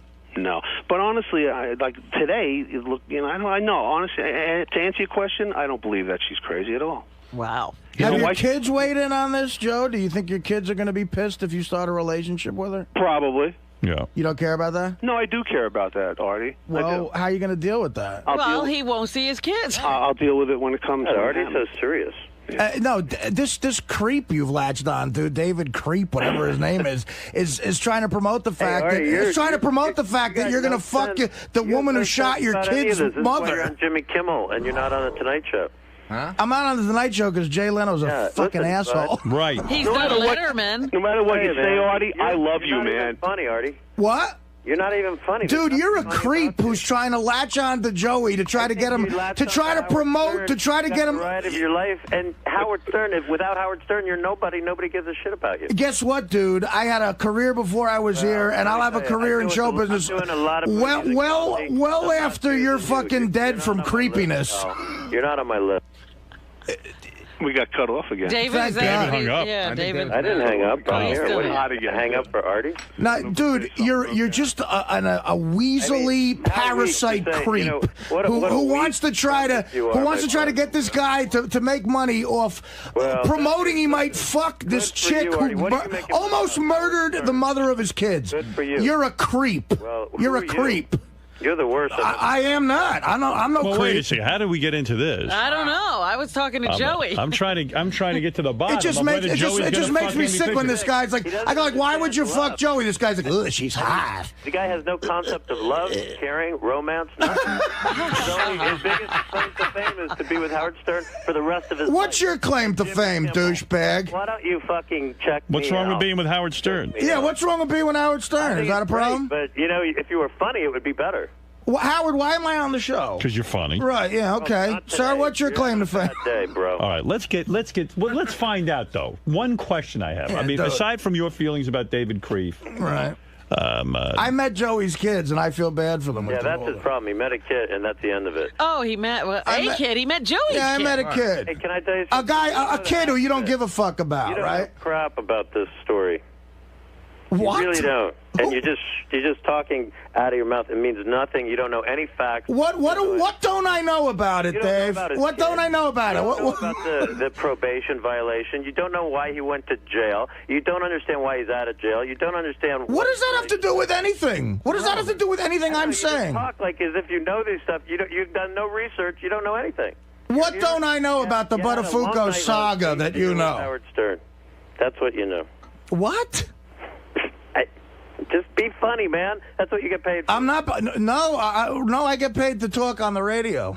And right now, there's a lot of people laughing at the fact that I'm pointing out that you're a fucking creep. Well, I think everyone already listens to you every day and knows that about you. I only show up once in a while. Because here you're a every day. parasite leech. well, you guys obviously. You have some previous history, maybe that we don't know. I about. never met David Creep. I mean, David. Let me tell you, I'm in the comedy business. I'm working on huge film. Howard knows about it. Nobody knows who the fuck you are. Pal. Yeah. Well, David actually does have a. You evidently do. He does do some film work. What I are you know that. doing? What are you working? What are you working on, David? Right now, I'm doing a wonderful project with Susan Lucci. It's a Sopranos. Sounds funny. Where she's the lead. She is the Sopranos lead. It's called Mafia Wives: The Antoinette Giancana Story. It's a sequel to Mafia Princess that was on 15 years ago. That sounds hilarious. Everyone's been waiting for a sequel to that ABC. one. Well, once again, David, tell him That's as anticipated as Jaws 2 was. David, tell him about your previous work. Yeah. David. Hello. Hello. Are we gone again? Where's David? Joey, you there? Again with the phones. Motherfuckers. Hello? Cocksucker. Howard, they're still there. Will says Joey's still there. You didn't put him on hold, did you? No, I didn't touch a thing. Didn't touch anything? Joey, you there? We had to call Joey back because his phone got disconnected. Well, then where's David? Where's David? David, you there? What the hell is going on today? He and Artie were bonding. You guys were really going at it. Getting along well. I don't know. Something. But he's on the right track, by the way. I can give you a fucking list of who he's booked as guests on the show. Well, wait a second. I'm trying to find out if Joey Buttafuoco is really hooking up with Amy Fisher. Don't we want to know that? I say yes. Well, How are we going to find that out, though? I think what Artie is pointing out is we can't find that out. This is crazy if he gets back with her. I think if he does it, they'll both tell us. If it's just for the TV show, it's not real. I don't know what's going on. All hell's breaking loose. I mean, are they going to film them? I like hearing Artie yell at people. Yeah, Joey but will be on in 2 seconds, Howard. Right. are they going to film them having sex, though? What are we going? Where are we going here? I don't know anything about love. David will film that. Joey, what's going on today? Oh, I'm back on. Okay, cool, man. This phone keeps getting fucked up on you guys. What's up with I that? think at this time it was you. No, it was all your. I'm going to hang up. Right? Come on. Hey, you know, Artie, no matter what, I think you're hilarious, and we always had fun, and so that's Joe, this ain't about you. It's about the kid that I met. That's your kid, who's a nice kid, who I think you're going to hurt by this. Yeah, well, Paul, he's not a kid. He's 27. You know, he makes his own choices and decisions. Hello? Dave. I'm gonna. What is going on? And David's on there. Wait, David, you there? Yeah. Hey, we keep losing Joey. Did your phone disconnect? My phone has get disconnected 3 times. So it's got to be us then. Yeah. I mean, I haven't hung up because of Artie. Trust me that. No, we know, sir. Yeah, we don't know. We're having trouble, and I just lost Joey Your again. layer of sleaze is way stronger than that. Listen, pal, maybe you and I will meet. There he's gone. Oh, he's gone. He can't even make his threat or his offer of a Fuck duel. me with this phone system. Well, you are. I'm fucked. I'm getting pissed now. That was getting to be fun. I wanted his threat on tape. Yeah. Well, you got half a threat. If anybody's worried about XM and Sirius merging, I think it's necessary because we can't afford a phone system. Do you want to meet? Yeah, it's a... Let me tell you something. I'll tell you what I'm going to do to you. It might have been divine intervention for that guy, because if we ever met, he might have an Adirondack coming out of his ass. He doesn't like you, I'll tell you that. I don't like him either. All right, here's Joey. Hey, Joey, this is crazy. Yeah, man, we keep getting cut off, but it's on your end. Yeah, it is. We must have a time limit or something. It's definitely our fault. You know at what it this is? We have one of those old pay phones. There you go. If you don't put the quarters in, you lose everybody. The operator needs more money. See, God doesn't want this promoted. Artie's really worked up. Yeah, Artie's pissed off. I'm getting that feeling for the little bit that I can hear because I keep getting cut off. But Artie, it's like, you know, you hung with Mary Jo at the last show, right? Out here in L.A.? I've met her a couple of times, sure. He is right, Joey, though. If you bang Amy Fisher, yeah, it's going to fuck your kids up real bad. Right. Well, the thing is, it sounds like Artie's more concerned than Joey is. I don't think that's a good thing. Who gives a shit about me? Listen, you know, who gives a shit about me? But you should give a shit. You should give a shit about yourself, because your kids probably give a shit about you. So you should give two shits out about. She can rip my fucking chest out. At this point in time, she doesn't give a flying fuck. Who's about this? me. Who? Mary Jo. But what about your kids? You know something? I love my kids. My kids love me. It's like, you know, I don't know what else to tell you. You don't think about this would hurt them? You know something? I'd probably have to sit down with them, talk to them. You're going to have time to talk to them before you might want to do that before bang the date. Amy Fisher? Well, first you'll bang her, then you'll talk to him. Although I personally would love to see this. Well, of course we would. It would be good for us. I think a lot of people would. I mean, but seriously, I just want to. When you talk to Amy on, because but wait a second. When you talk to Amy on the phone, like, is she talking romance? You know, we talk about a lot of things. Yeah, have you had phone sex? No. But what, like, does she ever say, you know, I did love sleeping with you, Joey. You were so great in bed. You're such a man. Well, you know what? She did tell me that she loved me very much back in the day and now. So it's like, you know, I don't think I'm responsible for her breakup with her husband or anything like that. I would hope not, but I think she's just looking for a change and moving in a different direction. She's vulnerable Is it right merely now. a coincidence that the two of you are getting divorced at the same time? You want to know something? I didn't know this was happening on my end. This has happened like when I got out. I see. So I didn't know what was going on. What is it, Freddie? On my end. I actually have a couple. Out to this, you know. I have a couple of questions for Joey. Joey, when you were with Amy back in the day, did you think it was going to get more serious? Did you hope it would get more serious, or was it just a fuck? That's what it was. But how about now? Do you think you would I don't love know. to see it develop? I'm going to see where it goes. Back in the day, he's saying she was just a fuck. Right. Well, wait a minute. He's not ruling out the fact that maybe it could develop into something. Otherwise, it's just Absolutely, he's not ruling it out. But to me, it seems odd because you just found out you're getting a divorce. You're already ready to jump into something else with Amy Fisher? Hey, he's been in prison a year. Not that I'm ready to. There's no other girls on the planet. Right. You know what? And he's used to her. By the way, Joey, have you had sex since you got out of prison then? Yes. You have? Oh, wait, David's back But on the phone. they can't talk about it. Artie, David's back on the phone. He was in the middle of threatening you. We're sorry about the phones. What was the threat, David? You can get right back to Dave, continue your threat, Dave. What was the threat? I don't know. You were saying, do you want to meet? Hey, buddy, if I ever get... maybe he wants me to be in the next Mafia Princess movie. Maybe it's Listen, all I a can tell you business is meeting. this. I have heard that you have sparks of genius. I just haven't seen it today, that's all. All right, dude. You know what? You know what? I said my piece. As a matter of fact, this little argument's probably going to get you more press because you're on Howard's show than anything. Listen, I'm not here to get press from me. I'm excited about Amy and Joey and their... That is exciting. That's what I'm here You know, David is is very excited about Amy and Joey and Mary Jo. He's been excited about them for David, a long why time. are you excited? Amy, Mary Jo, and Joey together, they said that would never happen. And the fact is, when you see Mary Jo on Thursday, whatever, she will tell you that I brought them together. And I'm looking for people to have love and be reunionized and have fun and have good families. I have children. I know what you're saying, Artie, but you can't, at some point or another, when your kids are grown up, I don't know if you have kids, but at some point or another, you have to live for yourself, and you can't always live in the past. Okay, Dave, but let me ask you this. All craziness aside. I mean, kids are my number one thing. I'm working for 9. Well, listen to Artie's question. Okay, so suppose someone shot the mother of your kids. Would your kids? Well, suppose in the past it happened. Would your kids be upset if you were dating them publicly? Well, listen, I'm telling you right now, people change, and I don't know what was there 15 years ago. I wasn't part of Mary Jo and Joey's relationship. I don't know what caused it. I don't know if there were drugs and alcohol. 85% of all crimes have something to do with drugs and alcohol. Right. We'll say that. Well, I know something about that, but you know. So my feeling is, and believe me, I know something about this too, and I work for the sheriff's office. They're wonderful people. Sheriff Lee Bach is the finest man I've ever met. He's going to be governor of the state of California. We work for charities called 999 for Kids.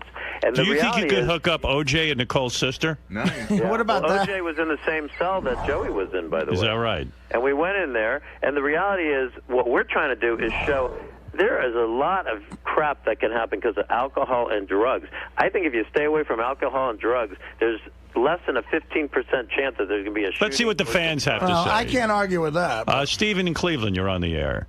Thanks for taking my call, Howard. You know, I other than the shooting, I mean, this was just nothing more than an affair. But, man, Joe, you got to look at this thing like, you know, what it's going to do to you, the relationship you have with your kids.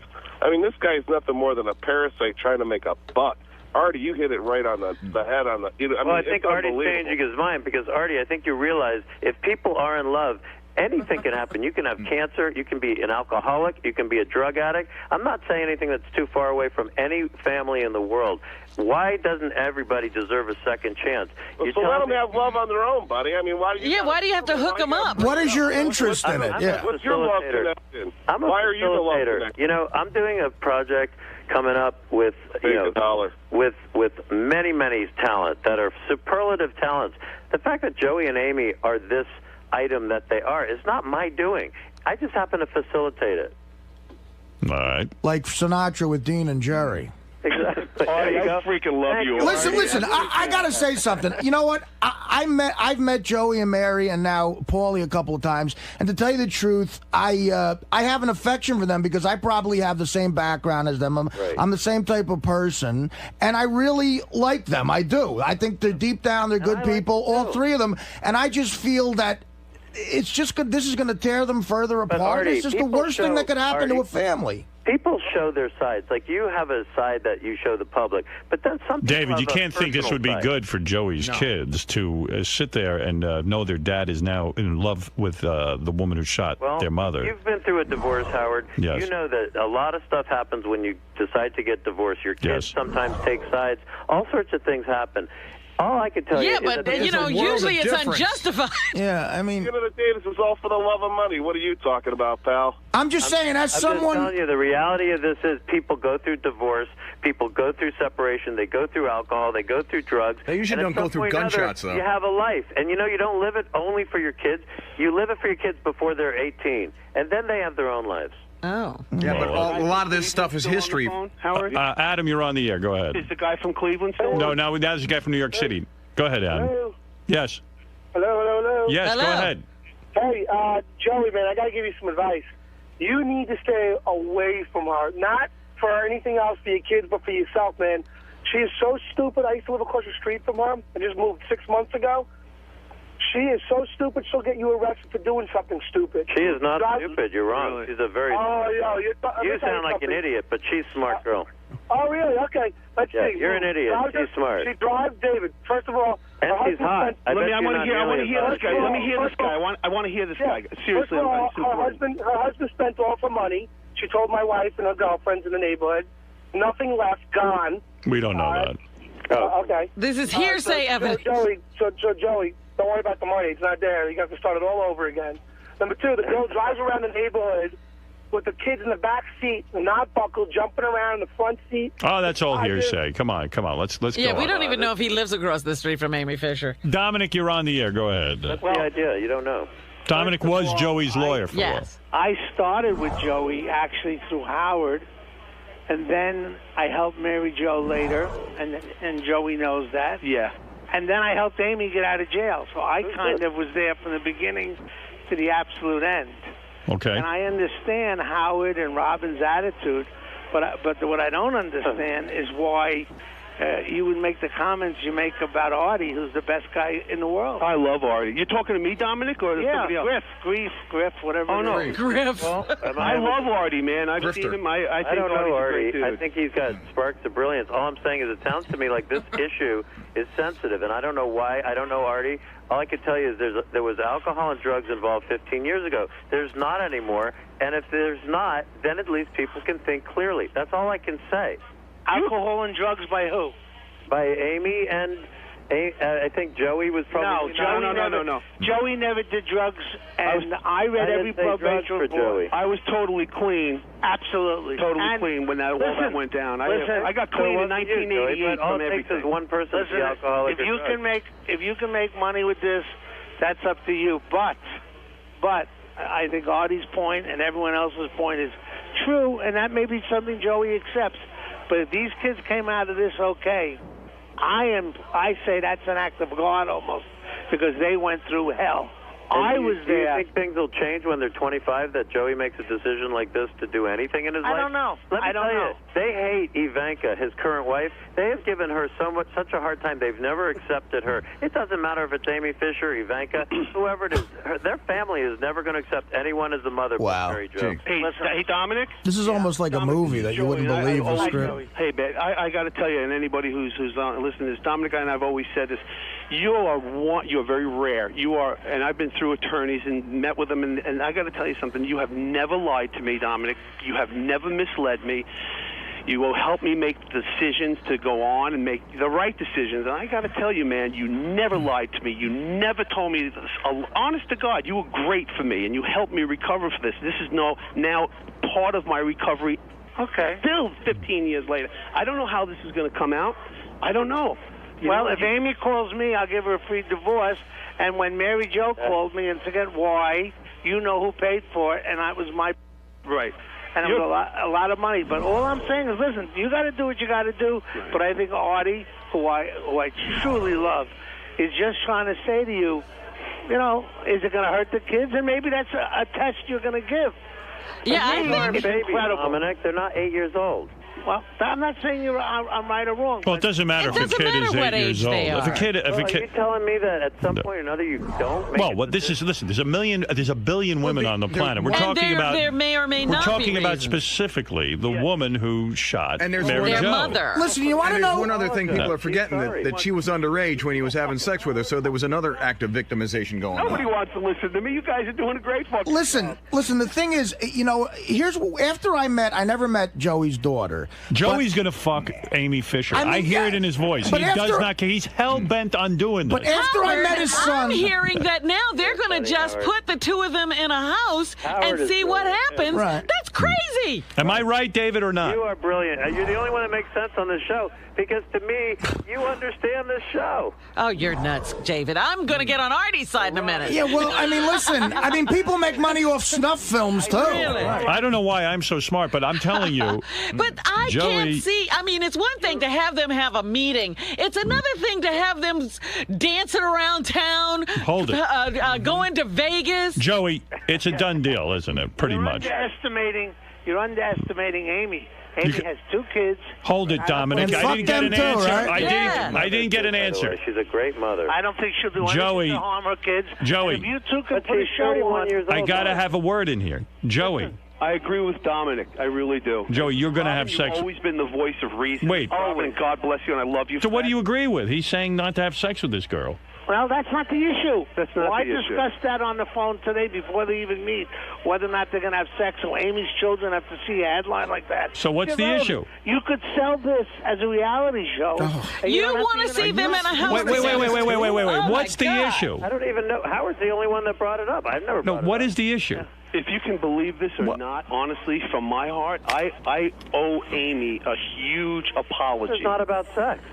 For me to get started into this another phase of my life. I owe Amy a huge apology, and whether anybody's there to see it or hear it or not, and I hope somebody is, because I owe it to her publicly. I really do, because of the last try. And the last try, I was a fucking maniac. And by the way, those got the highest ratings of any Entertainment Tonight sweep special ever. I'm sure it did, Dave. I'm not arguing there's going to be interest in this, but, you know, after I met Joey's kid, Paulie, I honestly said to myself that night, I said, wow, that kid turned out great. He's nice. He ducked a bullet. He got through it, and he's going to be fine. And now you're dragging him back into it. Why test him twice? Actually, Artie, you and I have something in common. Artie, in my defense to that, I love my children, and I'm sure you speak to Paulie, and he tells you he loves me. We have a great relationship. We go riding our Harleys in the hills and everything, and I have a great relationship with Paulie. Oh, here we go again. Are we there? Yeah, we're here. Go. My son Paulie is not 12 years old anymore. He's 27. He's a grown man. You know? I know, Joe, but and my daughter Jessie, I'm sure you met. You know, she's working hard and she's doing her thing. She's 24 years old. He didn't meet Jessie, he said. Oh, okay. I never met Jesse, but you know, again, I just said to myself, God, this kid ducked such a bullet in his life. Look, and we're going over the same thing. Right. I don't know that Joey's actually. Have you told your children of what you're doing? No, I haven't seen or spoken to either one of my beautiful children. Wait, David, you got to shut up for 3 seconds and let the guy finish a sentence. That's okay. You guys are doing a great job. Joey. Yeah. You said you were interrupted. David jumps on every line you say. What did you say? You haven't seen your kids how long? I haven't seen Paul or Jesse since I went into county, and that was January. I haven't seen them. So it doesn't sound like... I've called and left messages for Paulie, but I haven't heard from any. I haven't heard from them. I know that they want to see me and speak with me, but I haven't. And you know, for everything that everybody says about me, and we've all ducked this whole thing and just gotten through it.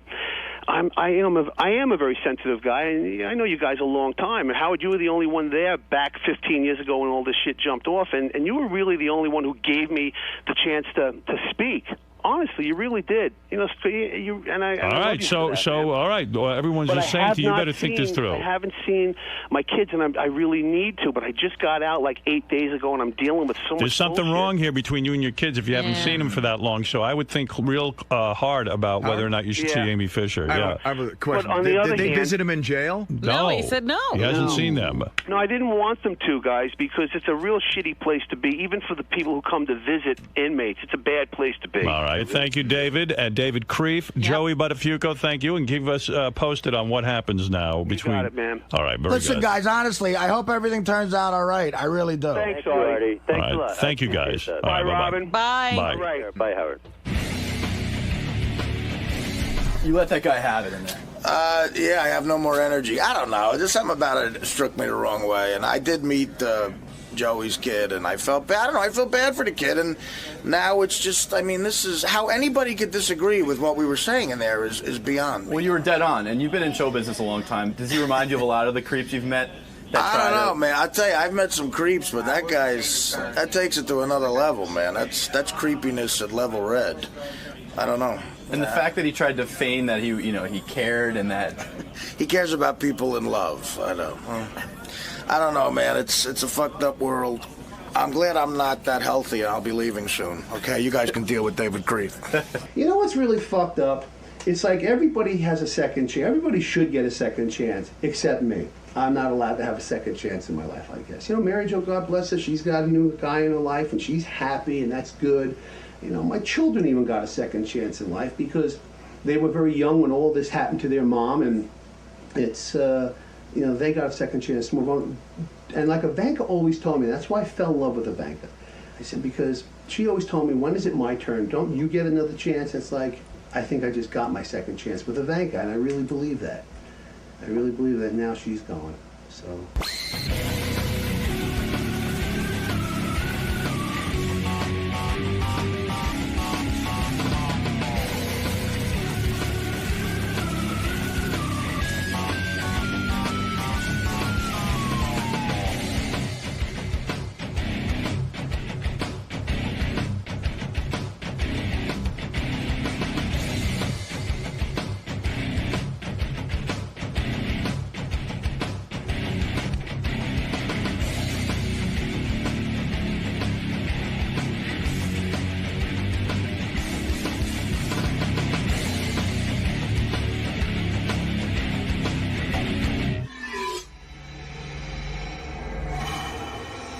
Andrew Dice Clay.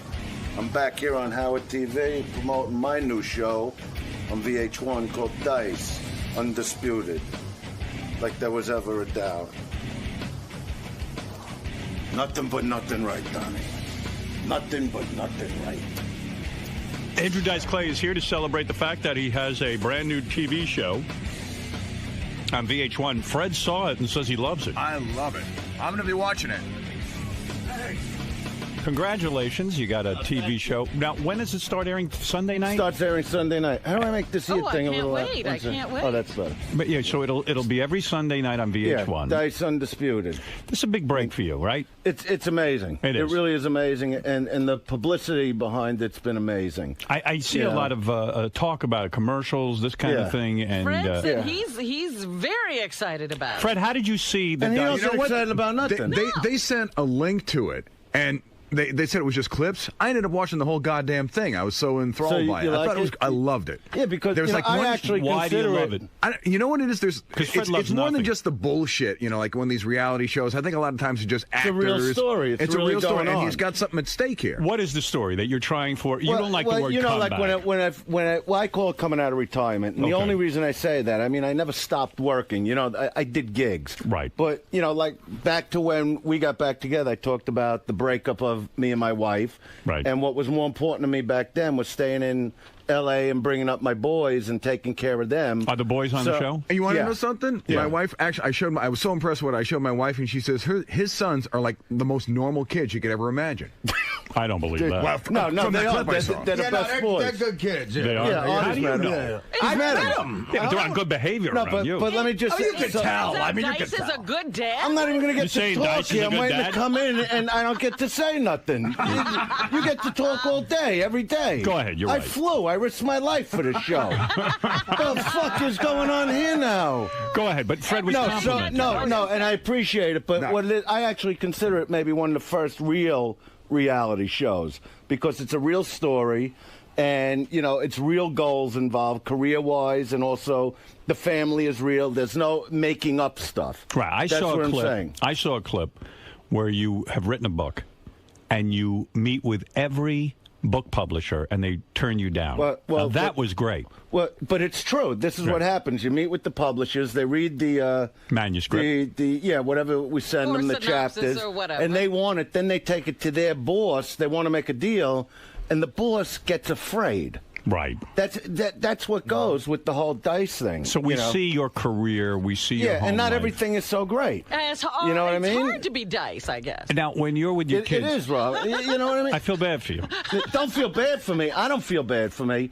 Do you discipline your kids at all? Do you have to really come down as a father? Well, if I have to, yeah. I mean, I can't picture you being a disciplinarian. No, I'm a lot different at home. Believe me. What do you mean? That's why. What do you have they to know the discipline? difference. Let's say between who I am as a father and who I am as. Did you ever a spank your performer. kids? No, I don't hit my Never kids. had to hit your kids. No. Did you ever have to yell at them? Yeah. What did they do wrong that you yelled at them? Can you think of an example? I'm very. I'm all over them, like about the internet stuff. Like since they, because I know the predators that go on the internet. So what do you do? You and monitor? they know more. Yeah, I monitor it, and I just make sure. I'm constantly on them about alcohol and drugs, and How do you tell? This is good advice. How do you say to your kids, "Don't do alcohol and drugs"? Well, they've seen enough examples of people that come and go because of alcohol and drugs. And you never had a real problem with that kind of stuff, did you? No. Right, but what about, do you teach your kids the appropriate way to do phony phone calls? Well, they've made calls. I don't With the care, old but man? I made calls. We made calls. Me and Howard made calls. But isn't that in a way you're teaching your children to be insensitive to others? You know what? I'd rather them make phony phone calls than sit on the internet like zombies and type shit in. Now, what You know about I mean? language? Do you curtail their language at all? I don't curse that much at home. You I mean, don't? if I'm really mad, I will. I got an explosive temper. As a matter of fact, I just fuck. What? No, well, Gary got me mad with something, but I was already mad about something. What were you mad about? This fucking guy, Jeff Welk from Entertainment Weekly. Yeah. That he wrote like a little bad thing, right? This fucking He wanted to cocksucker. call in. No, but fuck him because Why? you see the You thing. should talk to him. If this guy had the guts to interview me and Right. then wrote what he wrote, Why don't you well, tell that's him that? one thing. I no, could get him because on the that's phone. what these guys do. They're fucking bullies. Right. And they love that they could just write what they want and be hidden. But he you wrote know? like you wear leather gloves. No, Who leather cares? gloves. I'm too heavy. This kind of. But the thing about that on the show itself, Right. You know, I do film myself. Like when I was getting ready for the show with Artie, you know, I'm laying on the bed. I film myself with this little camera, and I go, I'm just too fucking fat. I can't concentrate. I can't focus. Too many things are going bad. I like, want you to talk to the guy you from know- Entertainment Weekly and tell him what you feel. No, it's not even. That's so maybe great. in a little while. All right. I don't. You know what I mean? But fuck Go him. head to head with him. Fuck him. But let's hear what he has to No, say. but that's Fred the says beauty it's of him. great. You know, this fucking guy whose head is made out of fucking cock snot. That fucking prick cocksucker. I don't like when people fucking do that. I like when you take That's on your why when I critics. went on Billy O'Reilly's show yesterday. Wait, is that Bill O'Reilly? O'Reilly. Bill O'Reilly, yeah. The Factor guy. Yeah. He's talking to me about that like Leno and Letterman make fun of Britney. Is that okay? I go, who gives a fuck what they say? These are guys that would make not fun. They put me down Right. for the kind of material I do, and then they're right. They don't even write anything. No. You know, fucking Leno. You know what? They take what their writers give them. They're not even organic comics. You know, and they just say it because right now, you know, Britney's falling apart. Well, you know what? I dig Britney. I don't give a fuck. She needs some help. All right, give her the help she needs. Don't fucking just kick someone when they're down. But that's what these fucking cocksuckers do. Leno at some point wrote his own material, but I guess he stopped. Leno's it, a right? fucking asshole that's got a head like a boulder, this asshole. He's got nothing to think about. Oh, I bought a new car in 1948 Dodge. Who gives a fuck what Too many you do? cars. What do you think? You're an important fucking person? What did he ever fucking do? Right. You know, he opened his mouth when we started together years ago, me and you, when I started coming on your show. Yeah. And then I run into him at the Improv, just like this Welk would fucking do. And he's going, you know, Dice, you know, like he's apologizing. He goes, whoever knew either of us would get this far? I go, I knew where I was going. Maybe you didn't know. It's hard enough getting out of bed with that chandelier-sized fucking head. He looks down, he hits himself in the balls with his fucking chin. This ugly fuck. Wants to open his fucking mouth about me. Well, you're And I'm not absolutely even right. kidding. So a guy like this Welk, you know, why don't you watch the fucking series first? I'll come down on myself if I'm doing the wrong thing. You know you're going to get some bad reviews, and you're going to get good No, reviews. but I don't care. I don't The even public read is this with shit. you. It's not about it. If Fred likes it, that's the first time I ever heard him say anything positive about it. And then, especially a reality and then, show. But you got engaged, right? I did. Yeah, congratulations. What you just did to yourself. what is You got married. Yeah, and now I'm still going through hell because my fucking fiance Eleanor's going like this. She's So in the why are show. you're engaged. Fiance. Yeah, but it's never going to trust me on this. You're not getting married. You get engaged because you go, I bought her everything already. I got to get a ring. So what am I going to get this for? Buy her a fucking ring. That buys another 10 years. You know? Come home and fuck her eyeballs out. You know what I mean? You will not marry But Eleanor? no, but this is what happens. She got mad at me when I was coming in here. She goes, well, I'm on the show, too. I want to meet Howard. I go, Yeah. what do you think? He's going to like you? You know? She's from South Philly. She's a fucking animal, right? I got to take... Was she a wrestler? I got to get on the plane. I got to be like with Lee. I got to be with guys, happy face, you know? So I don't need you hanging on me and sitting there fawning over fucking Howard. You It want sounds to like fuck him? it sounds like the relationship's already a No, disaster. I had a huge fight with her before. Do you like her? We have certain things we like to do together. Right. I think it's a disaster. Where's for you. Gary? Yeah, Because I this told friend. Gary, I said, I'll call. Get her on the phone. Get her on the phone. Get the guy on the phone No, who gave you I the bad want to review. talk to her because she wanted to aggravate. See, this is what a I woman would should have liked never to have do. seen her. I want to see a hot piece No, of but ass. you know what? Is she hot? fucking She is hot. What does she look like? She's tiny, right? She's not that fucking tight. She's in good shape, though. Right. You know, and then, you know, when they're in the bar, you know, and guys are coming over and they buying them fucking drinks and they give you the line, oh, well, you know, he was just being nice. I go, is he being nice to the big fat fuck at the end of the bar missing a foot? They're not being nice. They want to fuck your head up so they could drag you in the car and fuck you, give you. Are you jealous? Have you ever beaten a guy up for talking to her? No, but I don't like that. I don't like when. Remember when you beat up when she Arsenio? talks to, Didn't you beat up Arsenio once in a club? No. You never did. No, we just we went after him Right. because he said the wrong thing in a magazine. Right. which we went after him. I did it as the Cape Fear character. We just kept going there.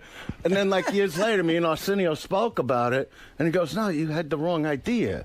He goes, I said, they asked, what's the one regret about your talk show? He goes, when I have to bring Dice Clay on. So I went after him for that because he'd call me for Sweeps Week. He'd call me all the time. So he goes, no, you don't know why I said that. He goes, all these fucking guys like Letterman, like Leno, they never put you on. He goes, I didn't give a shit. I wanted you on, but the hell I had to go through from all these groups calling me when you were. Oh, I see. So I go, all So right, it's a well, misunderstanding. I'm sorry. All right. I'm sorry I destroyed you every day for a month. Yeah, right. The fuck am I going to do? Publicity. You'd want every group calling. Where's Eleanor? Do we have her yet? No, we don't have Eleanor yet. You should. Gary Oh, was wait, gonna we do. call. We do. We do? Wait, I'll try. What? Hello? Eleanor. Yeah. All right. You're on with Howard Stern. Go ahead. Say your big hello. Hi, Howard. Hi, Eleanor. I would have loved to. hello? I would have loved to have met you. Oh, yeah. I would have liked if Dice brought in his love interest. No, but You know what? I would have liked to have met you as well. Let him talk, please. Well, there's nothing to say. I would have liked to have met someone. She's disrespectful. How's Dice in bed? I'm disrespectful. I'm disrespectful. You're telling me to shut up. For 30 seconds, I'm on the phone. How is Dice in bed? How is she's Dice always threatening me. Yeah. Dice is fantastic in bed. No, you know that. Andrew, on the other hand. I pummel her in bed. You can't, I'm relentless when it comes to that. And There what is about- no end to that. And what about Why this? are you talking about this? He brought. How come? Let me just ask you a question. Number one, you know when I got Why are you yelling at me? I'm not yelling. I'm not yelling. Why are you know- yelling at I'm her? not yelling. What did she do wrong? He doesn't know he's on the phone. He's trying to reach her. Hi, Robin. Hi there. No, number one, you know when I'm coming to do a show like this, it's important to me, and I for you know to aggravate me the way you did, and give me a hard time and make me aggravated leave. you? Yeah. I aggravated you. Yes. How did she aggravate you? Because she wanted Because to she come broke here? my balls about it. I'm going, Eleanor, we got a show premiering this week. I got to go in. I gotta Dice do is stuff." scared you'll take away his attention. I have a show premiering this week, too, jerk off. Don't forget that. I date a lot of chicks who can use the word jerk off like that. She's good at it. Yeah, you got to see when she does it and says it at the same time. You know what I mean? Eleanor, you were Fucking animal. You were a professional wrestler Yes. for the WWE. No, it was a TV show called Wow Women of Wrestling. Oh, okay. Wow. Was that Why- with Sylvester Stallone's mother? No, it was the same producer as Glow, but it was years later. Well, Not she's that old. she's from South Andrew Philly. doesn't like She him that prides herself on being street smart. Are you Because still she's in the got 10 business? brothers and sisters that she's always threatening me with. That's right. And if I get my 6 brothers, if they hear you talking like this on the air, they'll be Who in New York. cares? I know they're all very tough. They really scare the fuck out of me.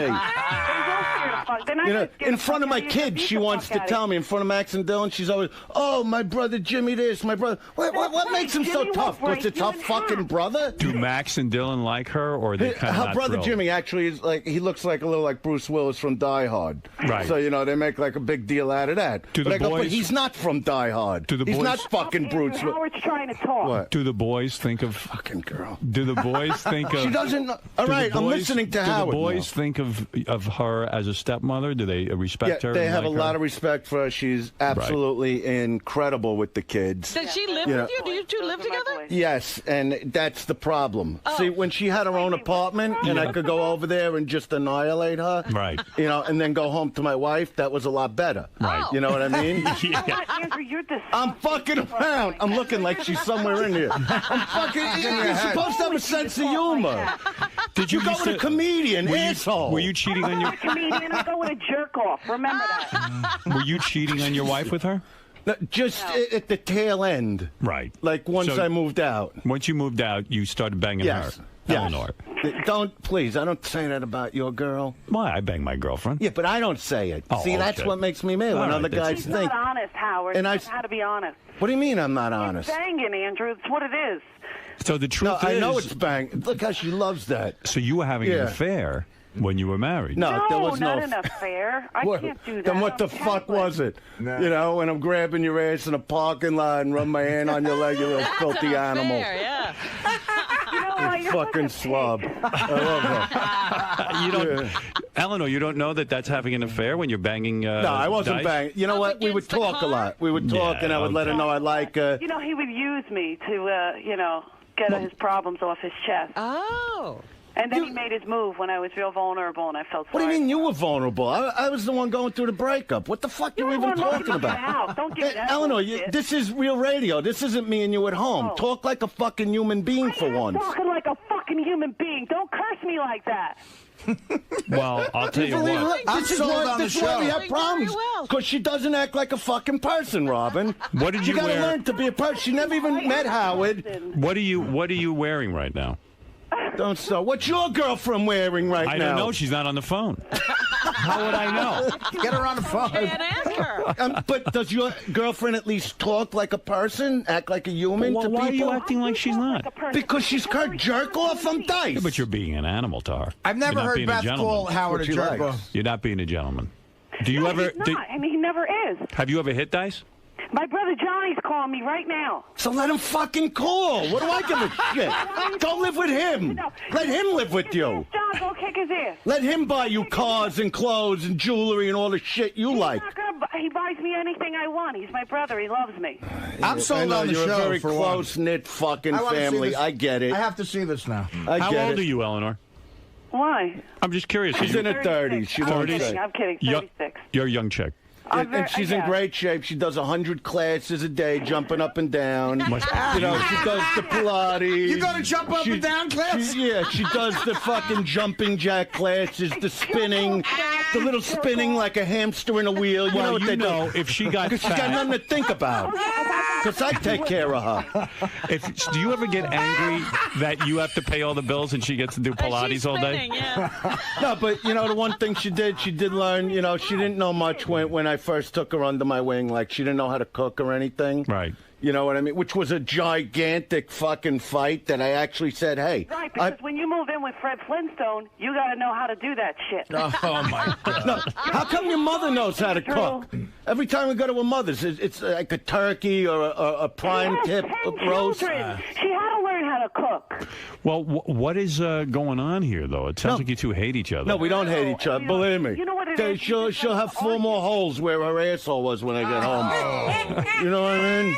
She knows I'm Johnny's a good got to guy. like hearing that. I don't, Eleanor, I'm only kidding around. Don't take it. On his way to kick your ass. I'm kidding around. You know I love you. Come on, what are you doing here? Andrew, here's the thing, Howard. We don't hate each other. He just tells me he likes to argue because he's from Brooklyn. I am from Brooklyn. I'm from South Eleanor, do you resent that you spend so much time getting into shape and Dice has, I'm not going to say he's let himself go, but he's gotten, you put on some weight. What's wrong with me? What You the got a fuck belly. should I be? You got a belly. I'm 49 fucking years old. What the fuck should I be? I bet you should be losing some weight. If you weren't 6'5", you'd be a very heavy person. No, but you're tall, so you could hide it. Eleanor, do you ever think... Do you think he's sexy? Who? Dice, of course he's sexy. I am fucking sexy. Very sexy. Eleanor, Everyone knows that. Am I naked? You know you dig me. Come Oh, on. my God, yeah. She really does. Really? She goes fucking crazy. I can't keep her off me. He is solid. See, you're saying it. How many, and how many times a day does he make love to you? My mother might be listening. I can't say that. But you guys- What do you think? Your mother don't know what I do to you? Andrew, shut up. Don't say anything offensive now. She knows we're very much in love, you know. But the point is, she doesn't know when to shut her mouth. Right. You know what I mean? When I'm like even now, None of them do. Well, Eleanor, what do you They think? all ruin it. Eleanor, They all ruin it. Eleanor, what do you think of the fact that Dice says you're his fiance, but he'll never marry you? Doing this. Well, He said that? yeah, he said that it's just the kind of thing where he gave you a ring to shut you the fuck up. No, I didn't say that. You did. What do you got to use No, come on, profanity? all right, you said to shut her up. No. You know I really care about you, right? So the ring says, the ring says you're with me, like in Donnie Brasco, But right? when are you going to set a date? Nothing but nothing, right, Donnie?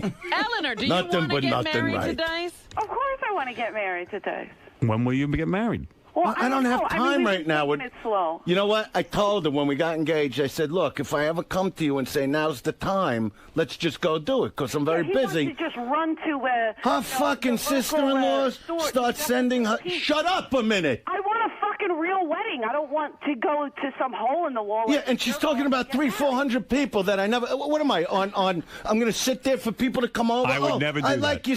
I'm not doing it. I don't blame you. Now, when you get married, you'll do like probably a little private ceremony. Right. Maybe Artie will be there. No, not even. We're going to just do our own thing. I don't want to go. Yeah, we're going to do our own thing, and then maybe have. You're not with that girl again, are you? You never got back. All right. No, she wouldn't stick with him through the It's so night. She great fucking once hit the. She hit the fucking road. I want to go. Yeah, Robin wants to go. But she wants me to go to Philly, set it up. Like, what do I look like? Some kind You've of done that asshole? already. He already has been married once. No offense. Ellen. Twice. Twice? Yeah. When did that happen? I married Dollface years ago when I was 25. Twice. He marries like it's going out of style. I didn't know that. Yeah. Did you have 2 big weddings? That was her name. Wait, well, no, but isn't that... No, when I was who's the 20, mother of I your think I was kids? 25. I got married to I didn't her know for a that. minute. I didn't know that. Because it was quick. Yeah. Yeah, I went with her for like 4 years. We got married. By accident, I think she fucked another guy or something. So I thought, so I said, well, this is the time to get. The day I heard about it, I went and filed divorce. 350, Jacoby Myers. Is that inconceivable to you that a woman would cheat on you? I mean, that must have. Well, you know really what? hurt. When they tell you, that they're loyal to their boyfriends, that's what I expect. Right. But I was also 25. Right. And I was fucking everybody. I didn't, what do I care? So then that relationship. I need to do that. That's when I think. Then you divorced the second wife. No, really. I get it like a steady pump going. You know what Wait I a do second, when I take the steady pump? Like a second hand on a clock, like I get a thing going, and I could like strategize. Eleanor, is it exhausting being engaged to Dice Clay? I mean, he's a very talkative guy. He's very controlling. Yes, he's very high maintenance. Yeah, go ahead. Tell him I'm a control freak. Go ahead. You are. Yeah, and what's wrong with that? I like You that. think it's okay if you out yourself? You are a control freak. What's that? You're also a paranoid schizophrenic. Am I allowed to say that? Oh. A paranoid. Is he on medication? No, No. he's not on medication, but he should be. What? You have this hatred for me, and you think I'm going to marry you? You're telling the whole neighborhood I'm a what makes me a paranoid schizophrenic? And you're a fucking nymph. Okay? You're a fucking animal that can't bang enough. Okay? Oh, that's. In the meantime, I call her at night. Oh, I was at the comedy store till it closed. Why? Who the fuck you talking to over there? Well, he's my friend. This one's my friend. I don't like guy friends. Fuck that Oh, shit. here we go with this bullshit. This is It's where not bullshit. Oh, She no. must be super Really? hot if you're jealous. Don't make me mad, I please. have 6 brothers, you dickhead. Well, listen. There's actually no end to it. Let me congratulate you on your what? show. On the hell I Thank live. you. Look what I got to go through. See, I really would have liked to have been there, but, Andrew's in this boys' club, and I'm not allowed in it. what's your relationship with Dice's ex-wife? Are you on good terms with her? Absolutely. We have a lot in common. Yeah, you both had to put up with Dice. Yeah. They all learn She to hate me. understands. She understands. You There's a both big- think Dice They is all a learn jerk to off. hate me. You're a Yeah, tough isn't guy. that nice? A girl go and jerk off. That's nice. Terrible. I agree with you. Exes. You're a tough Yeah, guy. even Artie knows it's terrible. On the A, jerk off. That's bad. Come on. You're a tough guy to live with. Yeah, remember the Hyatt? Remember that? Huh? Yeah, I do remember the Hyatt. Yeah, so Why keep your mouth shut. like that. Huh? Pig. Well, the show is going to be. She really is an adorable girl. I really love her, but sometimes she just gets on. She's one of these girls. Bring with her the, in the next time. The mood swings. Bring her in the next. Well, I'm time. going. It's that time of the month. Go have that time of the month with your brothers. Then Are you going to come back kids? next week? Are you going to have kids with her? Do I want to have kids? I don't. You're asking me questions. How do I Eleanor, answer do you that? want to have kids? I don't know. I don't know if you could get pregnant the way we do it. You know what I mean? Oh, my goodness. Yeah, that's what makes me the king, baby. Yeah. Go ahead, do it. Eleanor, do it. You're an idiot. You're a fucking idiot. Go back to sleep. Go do something with yourself. Does she work at all? Work poached. Does she work at all? Yeah, she does work. She does. So Yeah, you- but she went and quit like 9 jobs because she's on TV now. Oh, yeah, she's She an goes, Andrew Dice I can't serve people and see myself on TV. Why? Were you a Who waitress? else you want to see? You I get don't want to, Andrew. Eleanor, were you a waitress? Yeah, because she I worked soaks at the Comedy me. Store for a long time. Is that where you met her at the comedy Yeah, store? and I knew her for like 11 years. And she was going. She had like another guy she My was other seeing. ex-fiance. No, I'm just kidding. But why do Stop you? it. Why do you? I hate that shit. It sounds like you're resentful that she quit her job and now you're supporting her.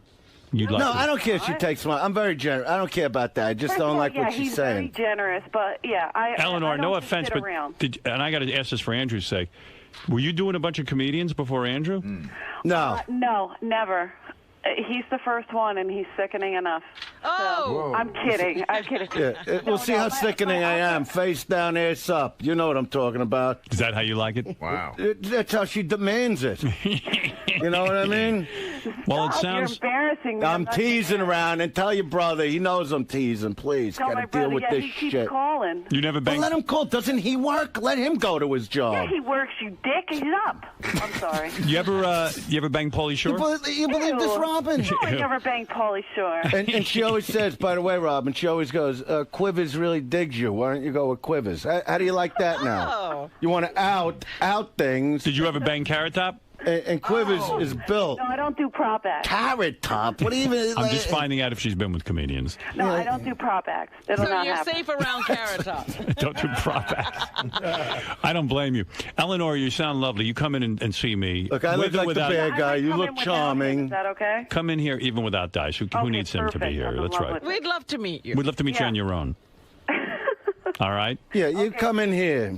Andrew, shut up, and you better call After me you after. come on me. Oh!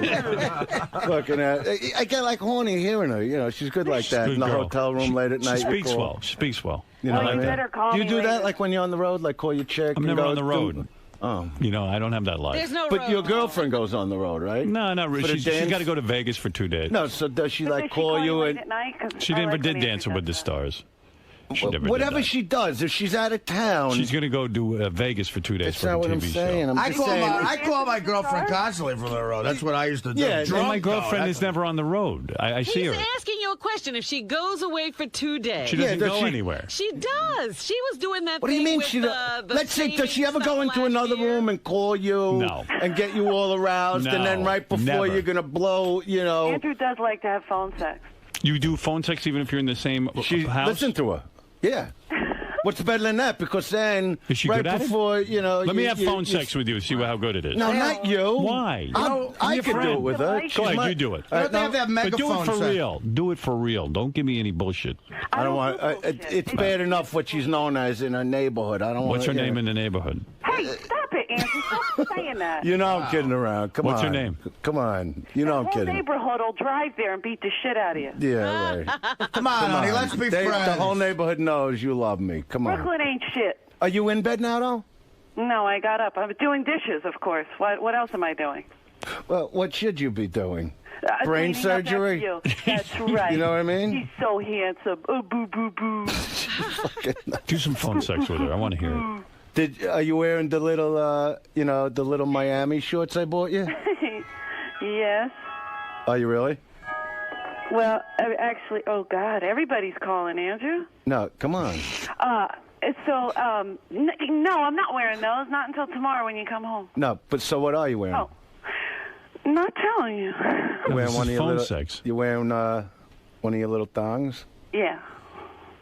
Stop. The fluorescent ones. Really? Yeah. Is that all you're wearing? Why are you helping? Oh, sorry. Are you helping? I just become a threesome. I'm gang No, banging. nobody looks like a thong in her. I got to be Well, honest. go ahead. Go ahead. Do the phone sex. I'm Yeah, sorry. Go ahead. I'm serious. I Go mean, ahead. that's like when I buy her, like you go and buy a girl like Nick, all I buy is thongs. Oh, yeah. Because, Go ahead. Go ahead. she's Act not, like we're she's not not, here. she's not like Robin. She's not like She's not built up top top, heavy. Go ahead, say it. I'm not top heavy. She has no No, titties. but they go crazy. Oh, she's leaning over. Are you leaning over the sink in your thong doing dishes? No, What's so great about that? Grime. Well, do the phone sex. I want to get I off. can't. It's my girlfriend. I'll do it with her. Don't do it. Eleanor? No, I don't care. You know what? I'm going to have to deal with it when I get there anyway. Eleanor? Yes. So all you're wearing is a thong? No offense, but Andrew's the only one that can get me. Yeah, but Andrew's away on the road. Yeah, Believe but me, I'll he be really, calling her Andrew after died. this. Don't worry, Andrew he calls died. me. He keeps me under control. He calls me and he takes care of it. Believe me, I know what to do, Oh, yeah. especially with her. Do you wear bras or do you not wear bras? Sometimes, but it's really no purpose. So are you an A or a B cup?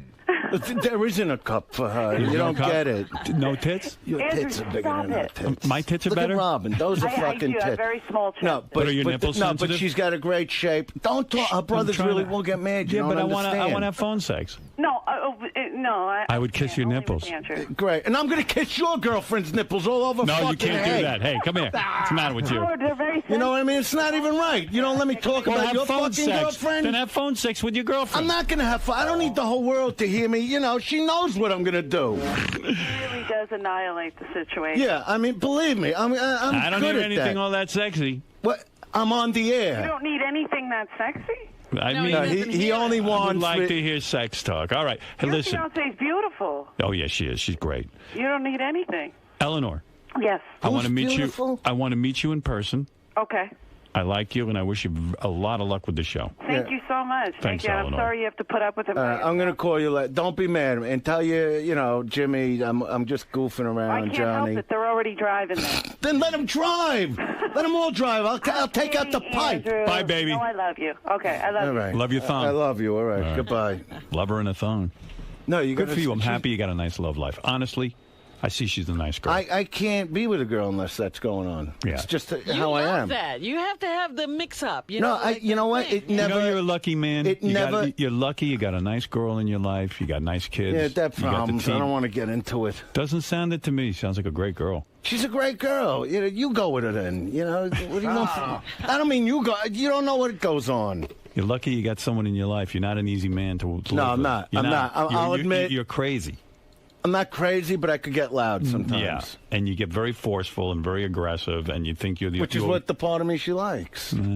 sometimes you don't A negotiate. little bit. Well, then Little what bit. keeps going wrong with these I'm not relationships? saying anything. I'm not saying Little bit anything. now. But If you, everything is wonderful, what goes wrong? No, but that's what goes on. You know, like she'll get called. Like Did she you don't go edit with anything? the comics. She don't go, but they call her. I know. I didn't. And know I'll you say, did. "What the fuck is this guy calling you You're for?" jealous. I'm You not are. You are. You're All right. jealous. It's No, nice. I just don't like it. Because you're jealous. Because I don't let the girls I'm friends with call me. You don't want to. No, I do want to, but I'm No. respectful of her.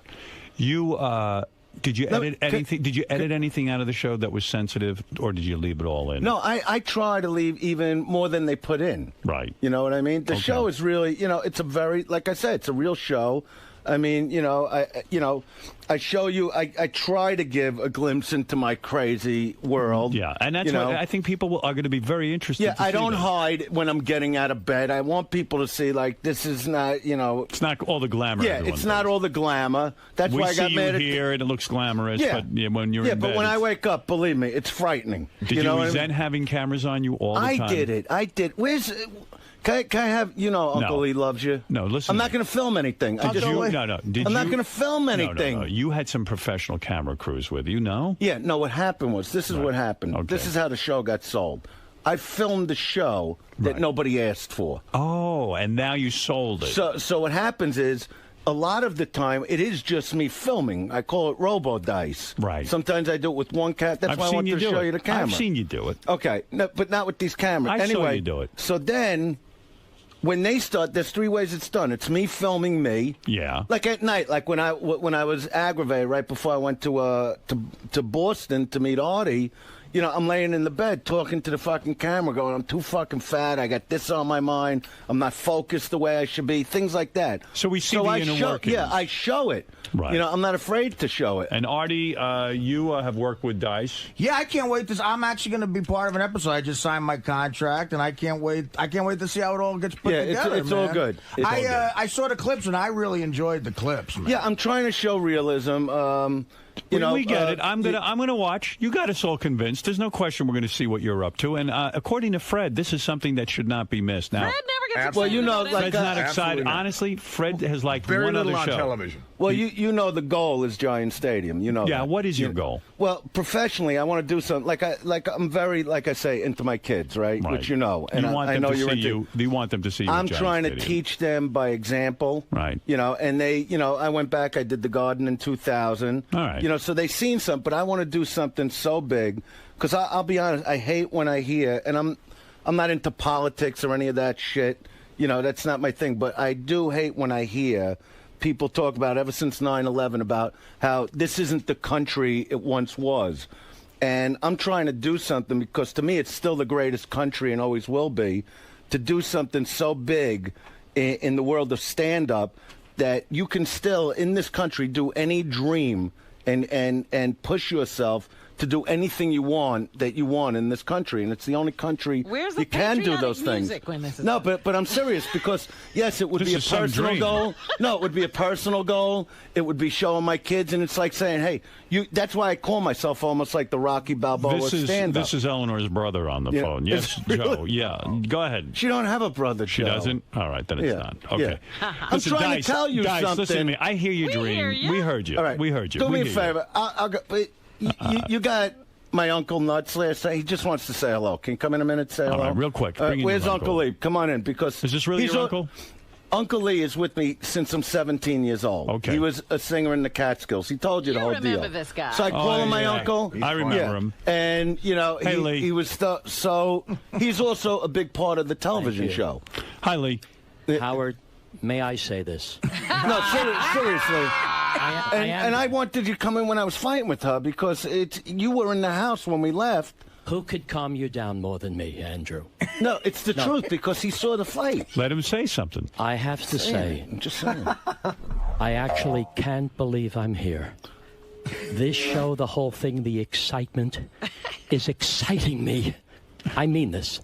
And I want to say something in all sincerity. Go ahead. What Andrew has done for me all these years, right? The encouragement, anytime I'm down, giving me a reason to go on. No, but the truth, Lee, no, because I was trying to explain how the show got. Let your uncle finish. I will. No, but he gets a little nervous. I'm just saying something. Are you nervous? It's not about nervous. It's about being excited, Howard. Right. See, you maybe don't understand what you do to people. I'm telling you this. Everything Andrew has done for me, and no one has done more. I'm not stupid. I realize and want you to know you are so responsible for what's going on. Oh, that's nice. No, it's not about being nice. It's about what a mensch, what a gentleman you are. And no, I'm going to say something. I'm going to say something to you. All right. We talked about preparation. Right. You must be prepared, and I say this from my heart. You have to be prepared. Remember, it wasn't raining when Noah built his ark. No, that's the preparation. And I am going to say something. No. Lee, I asked you to tell him what the fuck happened in my house. No, all right. Listen, no, we'll save it for another time. because I got to move on. Dice, listen to me. I love you, and I'm pulling for you. And everyone, please watch Sunday night. Andrew Dice Clay, undisputed. I want to thank Uncle Lee. I want to thank Dice Man, and watch I'm the going show. home to a war now. Thank you, Dice. Thank you, Uncle Lee. And Thank remember, you. this is a country where any dream can come true. That's the whole thing. For the rain. Thank you. Thank you. All right. Thank you. I got to deal with this. Dice. Yeah. Always problems, man, with these women. It's just, I'm going to be in so much trouble now. She's a firecracker, though. It seems like she's good for you. No, they're all good for me. Don't you say? You'd be good for me. I'd be a calming force in your life. Would you see? That's what I need. She's too much like you. She's wild. So what are you doing? Well, you can't help who you fall in love with. That's how it goes. You know what I mean? The heart wants what the heart wants. Yeah, in the meantime, I go home, she knows what's going to happen, and then everybody's calm for the minute, and then I'll shower. Do you still have a good time in there, Dice, despite... Yeah, no, always. It's always great energy going on. You know, but I walk out, I'm like wiped out after I walk. You know what I mean? It's like I come out of there, I need a rest. Right? You know. Now you're going to have to deal with more phone calls even after you get off the air from her?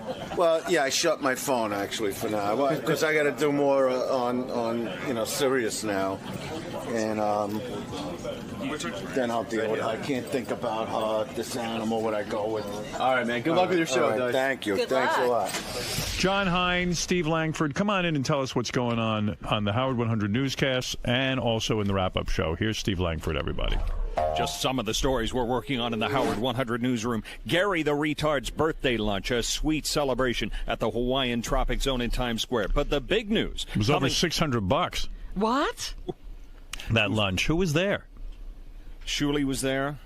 All the freeloaders. I gave $500 for Gary to eat, and every freeloader in the company showed up. Oh my God.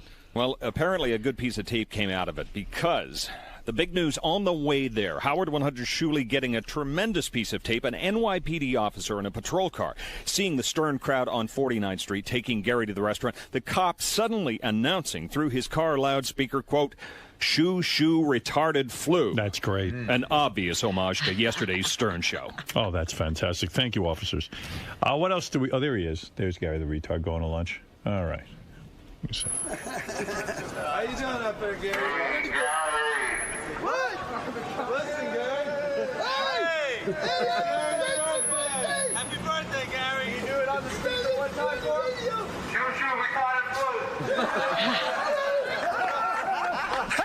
Oh, that's cool. Nice. The officers are joining in on the fun. Yeah, go ahead, Steve. What Just else you 10 got? yards from that car, a man was being mugged.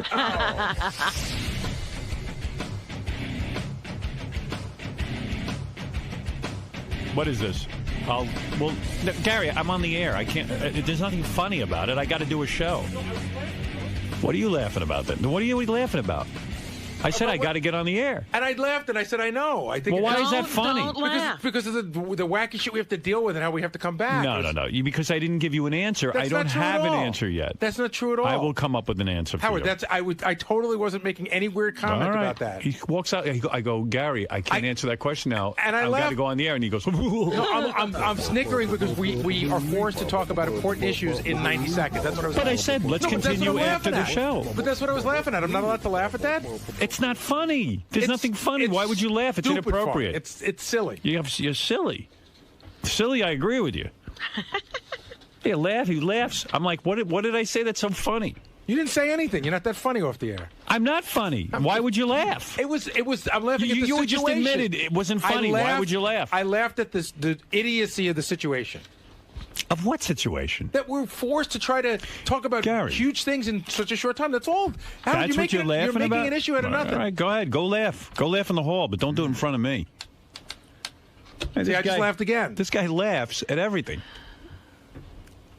I said to him, listen, we'll continue this conversation after. He goes, I'm like, but it's so funny, but it makes me feel like an idiot. That's a funny laugh. Except I didn't laugh like that. That would be really funny if that's how it went down. Ask the guys. Who was in there? Oh, no.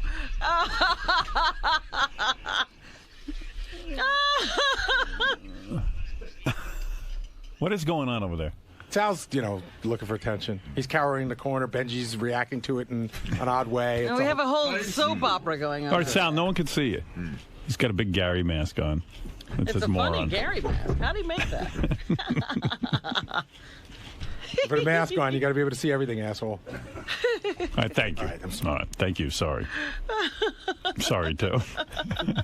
Sorry I hired you. I got to give... Oh, stop that. No, I'm just joking. I love Gary.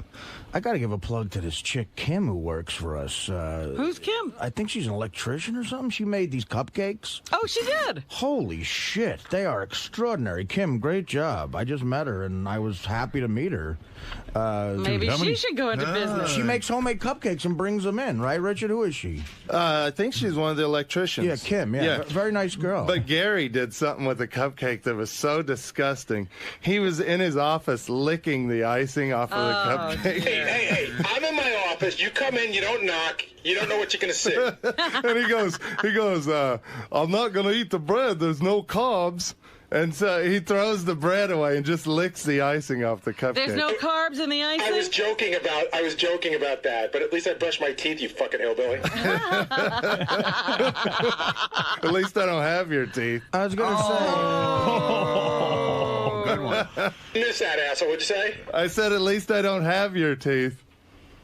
If you keep on your way, though, you're not going to have your teeth either.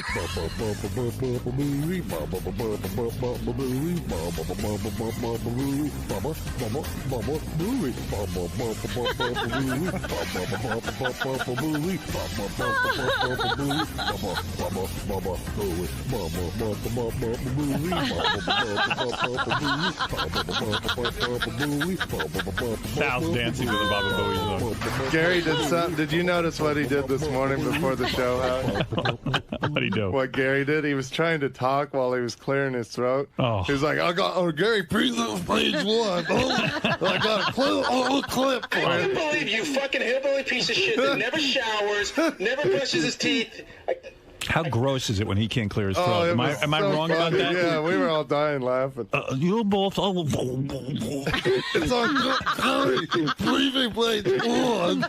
He comes in, he can't clear his throat. He goes, preview page. And I go, what? And he goes, I'm sorry. You know what's great? How fucking perfect you all are.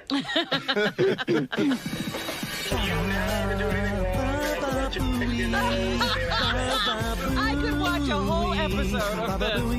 What if Sal dancing behind Gary?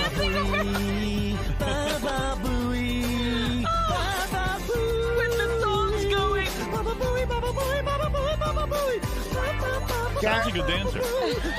Well, he was a white rapper, remember? That's right. Yeah, you managed to gross out Richard, the taint-smelling rotten tooth. Sal has a giant blow-up of Gary's face that he straps onto his head, and it looks like a bobblehead, and he dances. Every time we play a song, he dances.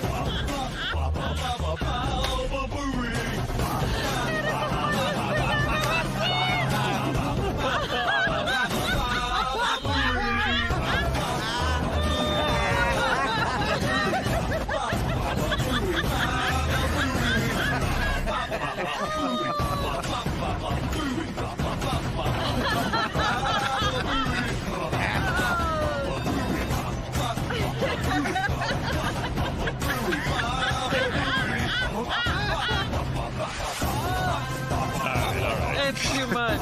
You got to watch that on Howard TV. You know what's crazy too is there's 8 million songs you can dance to. I know.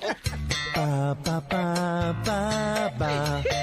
booey, Baba booey, Baba booey, Baba booey, Baba booey.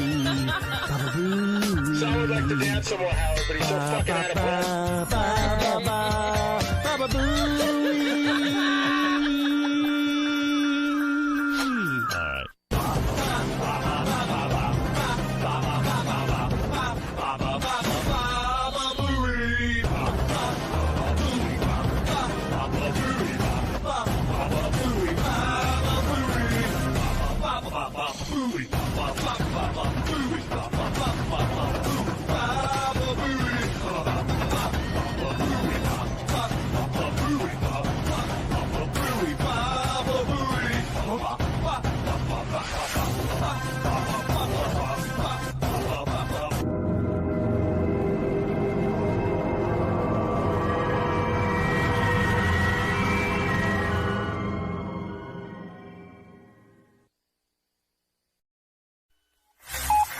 This is the best of the wrap-up show. A recap and behind-the-scenes look with John High and Gary Dell'Abate. The best of the wrap-up show begins now. Hey, it's Gary Dell'Abate, Baba Booey. On Monday's wrap-up show, we had Artie in, and we started having a discussion about how Dan the Song Parody Man hasn't paid him back the $6,500 that he's owed him for like 2 years. And then Ralph called in, and Ralph was all about like, man, just let it roll up your back. What are you getting so upset about? I don't think Ralph was getting it. You know, I know that if somebody owed Ralph $6,500, he'd be really pissed. But anyway, there's a lot of discussion going on. Here's how it all went.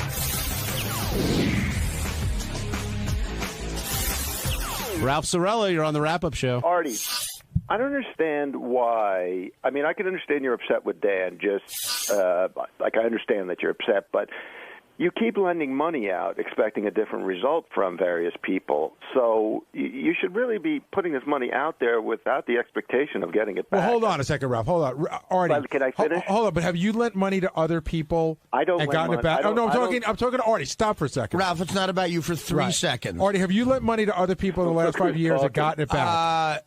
About 85% of the people I've loaned money to have given it back to me. Right. Absolutely. But do you think Dan doesn't want to pay this money back and he feels bad about it? You know, No. That's not what I mean- said.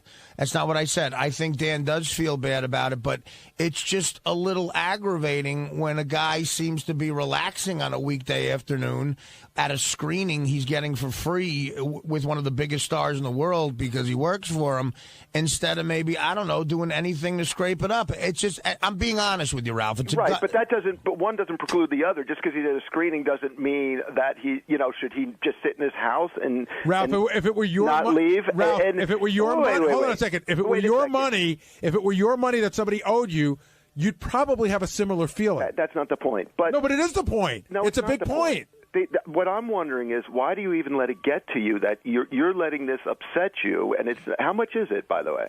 $6,500. Okay, it's not a drop in a bucket, but I mean and I'm not counting your money or how you spend it. I understand, but I'm just saying on a psychological level, why do you even let it get to you? Just, you know what? Fuck it. What am I going to do about it? It's all right, Dr. Freud. Well, listen, I didn't grow up with a lot of money, Ralph, and I don't think you did either. You seem to come from a good family, a good mom. Your sister seems like a classy person. I grew up with no money, so I don't give a fuck how much money I make. $6,500 is still $6,500. That could be a necklace for my sister. It could be something I could do nice for someone I love or something. But I could give it to charity. Yeah. It's still a lot of money, Ralph. Artie, you're rationalizing it. You don't have to. I know, because he's forcing me to. Because he's asking a stupid question. I think. I'm not. No, I'm just. No, Ralph, you're asking a stupid question. You're being stupid. I agree, Ralph. You're being stupid. And listen, Ralph, listen to me. I agree with you that it's my fault for loaning money out a lot and expecting it back. But Gary's right. About 85% of the time, I have gotten it back. And Dan was a friend of mine, and I thought that might happen too. It was a mistake. I'm a human being. You're right. I shouldn't let it get to me, but it is right now. And I'm being honest about it on the radio. That's all I'm saying. You're entitled to your opinion. It came up today, and I said, you know what, Howard? I want to say something because it's something that's been on the air. I'm a little mad right now. And I'm not attacking you, and I'm not saying that you're wrong. I'm just saying maybe there's another way to look at it. Like, you know what? Let me just let this go. But Ralph, you're a better human being than I am, Ralph, because it's hard to let it go, brother. And Ralph, I don't think you're being completely honest. You're being a little hypocritical because a lot of times you'll call here and you'll say, listen, the great thing about Howard is no matter how much money he has, he still values money. Sure. You'll say that all the time. Right. So why should Artie not value the money he's owed? You're missing the point of. Maybe I'm just not making it clear. I'm not saying that $6,500 is nothing. That's a shitload of money to anybody. I think to Bill Gates, I think $6,500 is a lot. And it should be because it could feed 18 kids tonight steak dinners. Right, you know? but this guy Dan is like he's not a jerk off. I don't think, and neither do I.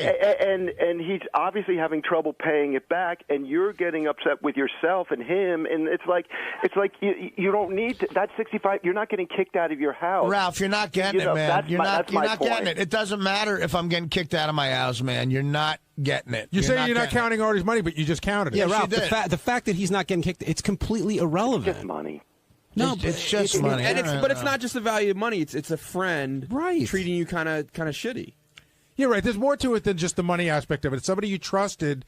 Who and I think again I think if Dan could pay the money back, if Dan could pay the money back, he would. He would. I'm agreeing with you, Ralph, but he's not making an effort to get it. So something's wrong here. I mean, what if he? I mean, what if Dan could do a million things? He could say to Artie, "Look, I need a way to earn the money." I mean, it's just like maybe. Ralph, you don't know the situation. You're trying to make me feel guilty right now. I know he has a daughter. That's why I loaned him the money. No, and if he came to me and said, "Oh, I can either give you the $6,500 or feed my kid for 10 days," I said I don't want it. But he's not doing that. He's not communicating with me. Right. See, so instead of like calling him or something like that, you're gonna deal with it on the air. You want me to? No, he dealt with it on the air, Ralph. He made this up.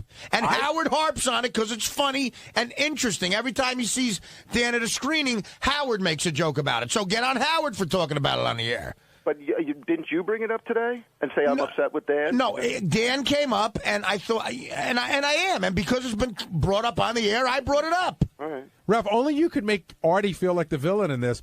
I'm not. You're twisting it. But you're saying just forget it. I'm sure he'd pay it back if he could. But there's more to it than just actual money as well. And Benji started to touch on that a little bit.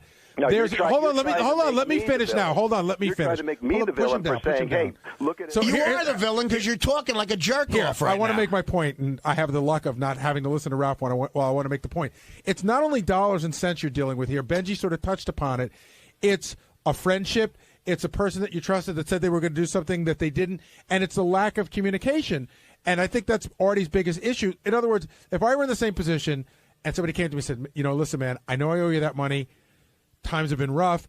I lost my job. Just a little communication. But Artie doesn't get any communication. He just goes to a screening and sees a guy sitting there, and then your mind just makes up the rest. Look, Dan used to call me a few times a day. You know what I mean? And this goes back to the Chaz Palminteri Bronx Tale thing. He says that jerk-off's out of your life for $20. He owes you $20.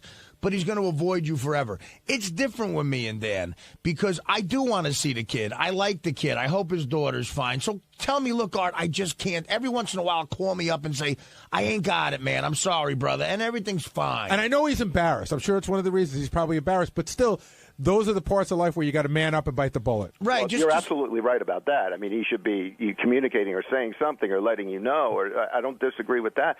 All I was just trying to say, and like I said, I'm not sure if making clear, it's just like you're letting it really get to you, and you're upsetting yourself. Like you're making yourself miserable over it. Right.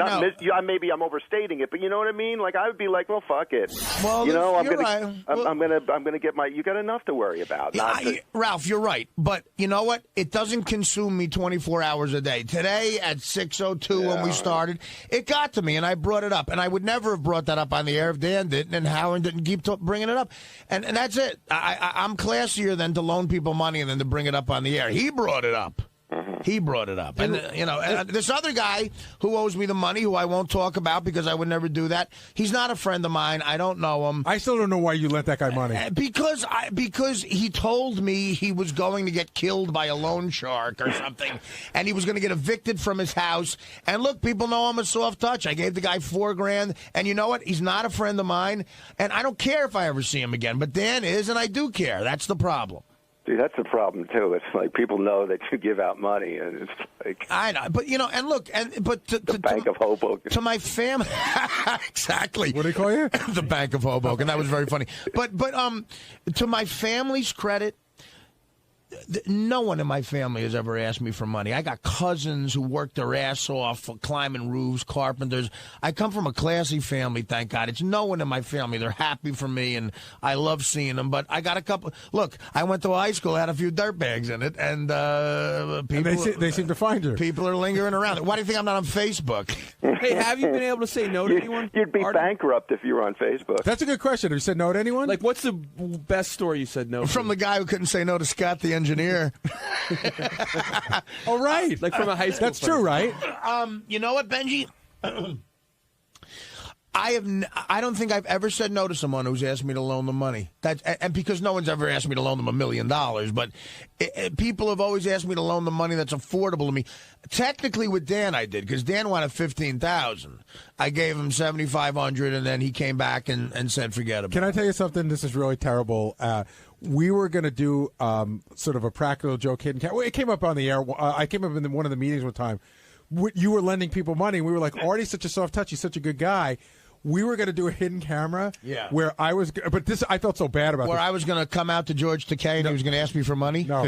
where I was going to go in and see like maybe tell you like one of my kids was sick and see how much I could get out of you. And I said that's just a terrible thing. Like, could I? But you would have given me money. And let me tell you something. If you told me one of your kids was sick, I would have given you $400,000. I know that. I know, and that's what we sort of know that there was no. That would have been. And who, I couldn't do that with my kids. kids. There's no God, but God forbid. I have to say that like my grandmother. Your kid. Hopefully, your kid doesn't get. Well, the other thing is, if I was coming to Artie for money, I would think like, all right, what's the number that would, he would pay, but it wouldn't be ridiculous. Like Dan overreached with 15. It's like Deal or No Deal. And Ralph makes a good living, but I'm sure that, and to Ralph's credit, he's never asked me for any money. You know what I mean? It's like I've never never borrowed money from anybody. Right. I mean, and that's the thing about Ralph. Like, he does have that principle about him because he was raised right, I think. But and I think Dan was raised right, too, but he was just desperate. It was his kid, and I'm not trying to fuck with him. But I said something today spontaneously, and maybe I shouldn't have, but it was on the air already. It's more like Price is Right. Like, how high do you bid? At what point do you turn Artie off? That would be the gag to pull on you. Will Artie lend this woman from Ohio with the gout $25,000? I'm going to say lower. Higher. Hey, what's up? This is Will, and on Tuesday's wrap-up show, we talked about the great game Bang My Dad, where Matt, a very lucky father, won a great date with a mother-daughter porn team from the Bunny Ranch. This guy is a lucky dude. Check it out. We should get to the big contest, and that was Bang Your Dad, where daughters came in and pitched their fathers to win a date with the Bunny Ranch mother-daughter team of Ellie and Desi. And was it awkward in there? I mean, or Well, I wasn't in there. We should get Will down here. I actually missed a lot of it. I was on a phone call for a good deal of it. But, you do look up at your monitor, and you see – a dad, one was surrounded by two daughters and one was surrounded by, a daughter. And I heard the girl say, well, my dad had a bad experience with a hooker. That's why I brought him here. And it is a little, it is a little different. Benji, you were in there. Was it awkward? Was it exciting? How did you feel? You think Benji felt awkward because there were girls trying to get their fathers laid by whores? Listen, it's not my life, but I really don't think there's anything wrong. It could be actually one day. I don't. I could see your daughter trying to get you a whore. I wouldn't want to have to pay for sex, but I just don't think I don't know. To me, it's not. It's unconventional and it's different, but it's not really that bad. But of course, yeah, it's shocking. Do you think it's a good measure of a daughter's love for their father? It was nice if they can have a healthy way to talk about it with them. Sure, why not? And Wilmer, I'm sorry. Go ahead, Ben. The daughters seem to, they all seem to have very nice relationships with their dads. All right, Will Murray now joining us here on the wrap-up show. Will, was this a tricky contest to pull off? Or maybe there are a bunch of daughters who want their dads to win a dream date with a mother-daughter Bunny Ranch team. No, I mean, we didn't have a whole lot of people to work with, but obviously we had enough to make it work. Actually, one of the couples broke that they dropped out at the last minute. I guess the wife and the husband made up, so they were out. And then we had one other contestant that was interested, but these were the two great stories just because, the daughter with the hooker saga, and then obviously the one guy is still married, which is such a great story. So And that seemed to freak Howard out. Yeah, Dominic was frustrated by his first Vegas experience, I guess. That's the one contestant. He came real close to winning this one, but he just came up a vote short. And then Matt, who was still married, his daughters put him up for it. He said he spoke with his wife once, and she gave him the go-ahead, and that's pretty much how he was going to proceed. Yeah, it's one of those things that I was actually really surprised that Matt was here, at the beginning of the contest, because you just hear this on paper, and it just doesn't almost compute. You're like, what are you talking about? So I didn't understand. He's married. He's still married. And he said his wife said it was okay. And why did his daughters want this for him if he's married? Because they said, he works very hard and he hasn't had a very good marriage. They didn't say it was a bad marriage. They just said it's kind of a stale marriage and he needed some spice. Because I wonder how they'd feel if their daughters were getting, their husband's a girl because maybe, they wanted to make this marriage be a little better. It is. Listen, it's. I don't judge, but it's wacky behavior. And if you missed it, here's a clip of Matt winning the big contest. All right, Matt. Well, it's a date. The ladies are with you. God bless you. Whatever happens, happens. That's between you guys. Well, what do the girls do while Dad now goes on this date? What are you girls going to be Have busy sex with me. What are you girls going to be busy doing? I don't know. We're going to go out and look for our own dates. I see. Square. And Matt, by the way, let me say something. There's no shame in you going off with the ladies, and even if it's just making out and some sexual talk, you can just do that. I mean, you don't need dirty books together. You're such a. I'm just putting the thought out there. You can do what goes on. It's a date. It's He's so conservative. Howard is evolved. I'm evolved. You are. Thank you. I haven't though. So listen. I offered my boob and he wouldn't touch. Now, I pulled that clip for a couple reasons, but one, I've never heard Robin called Howard a fuddy-duddy before. Where's she coming from on that? I don't know, Howard, just giving the guy all the options, you know what I mean? And the guy could do whatever he wants. There was something really, just his demeanor, it was really sad. And I was one of the voters, and I voted for him because I didn't know what criteria to vote on. Like, the Dominic situation seemed much happier. Like, he just seemed like he was divorced, and his daughter was kind of shy about it, but she wanted her dad to get laid. And this one just seemed darker, but there was something so sad about him. Gary, you voted, right? No, I didn't. I didn't vote at all. Who would you have voted for? I didn't. You know what? I said I was on a phone. I didn't hear enough of it to really be able to get the full gist of it. Yeah, I just I don't know. Did you disagree with the outcome? I probably would have voted for Dominic, but it was like a 51-49 split. They both had pretty good stories, I thought. What about you, Will? I would have voted for Matt. I thought that's the more compelling story. It'll be funny, especially if we can get the mom on the air tomorrow when we talk about the date. That'd be great. And it might be going on right now. Exactly. Right. By the way, a funny sort of backstage thing that was going on. Ron Jeremy, the porn star, he's been here so many times and he never gets in the door. You know what I mean? And it's become almost like a running joke, and it's gotten to the point where Ron doesn't even ask anymore. So he was with Dennis from the Bunny Ranch, but I walked by the green room. Ron was sleeping and snoring so fucking loud. It was the funniest thing to see Ron Jeremy passed out in our green room. Let's talk about Desi and Ellie. Ellie's the mom and Desi's the daughter. Or do I have that backwards? Backwards. Desi was the mother. Ellie's the daughter. And Ellie seemed to have a lot of fans in the studio today.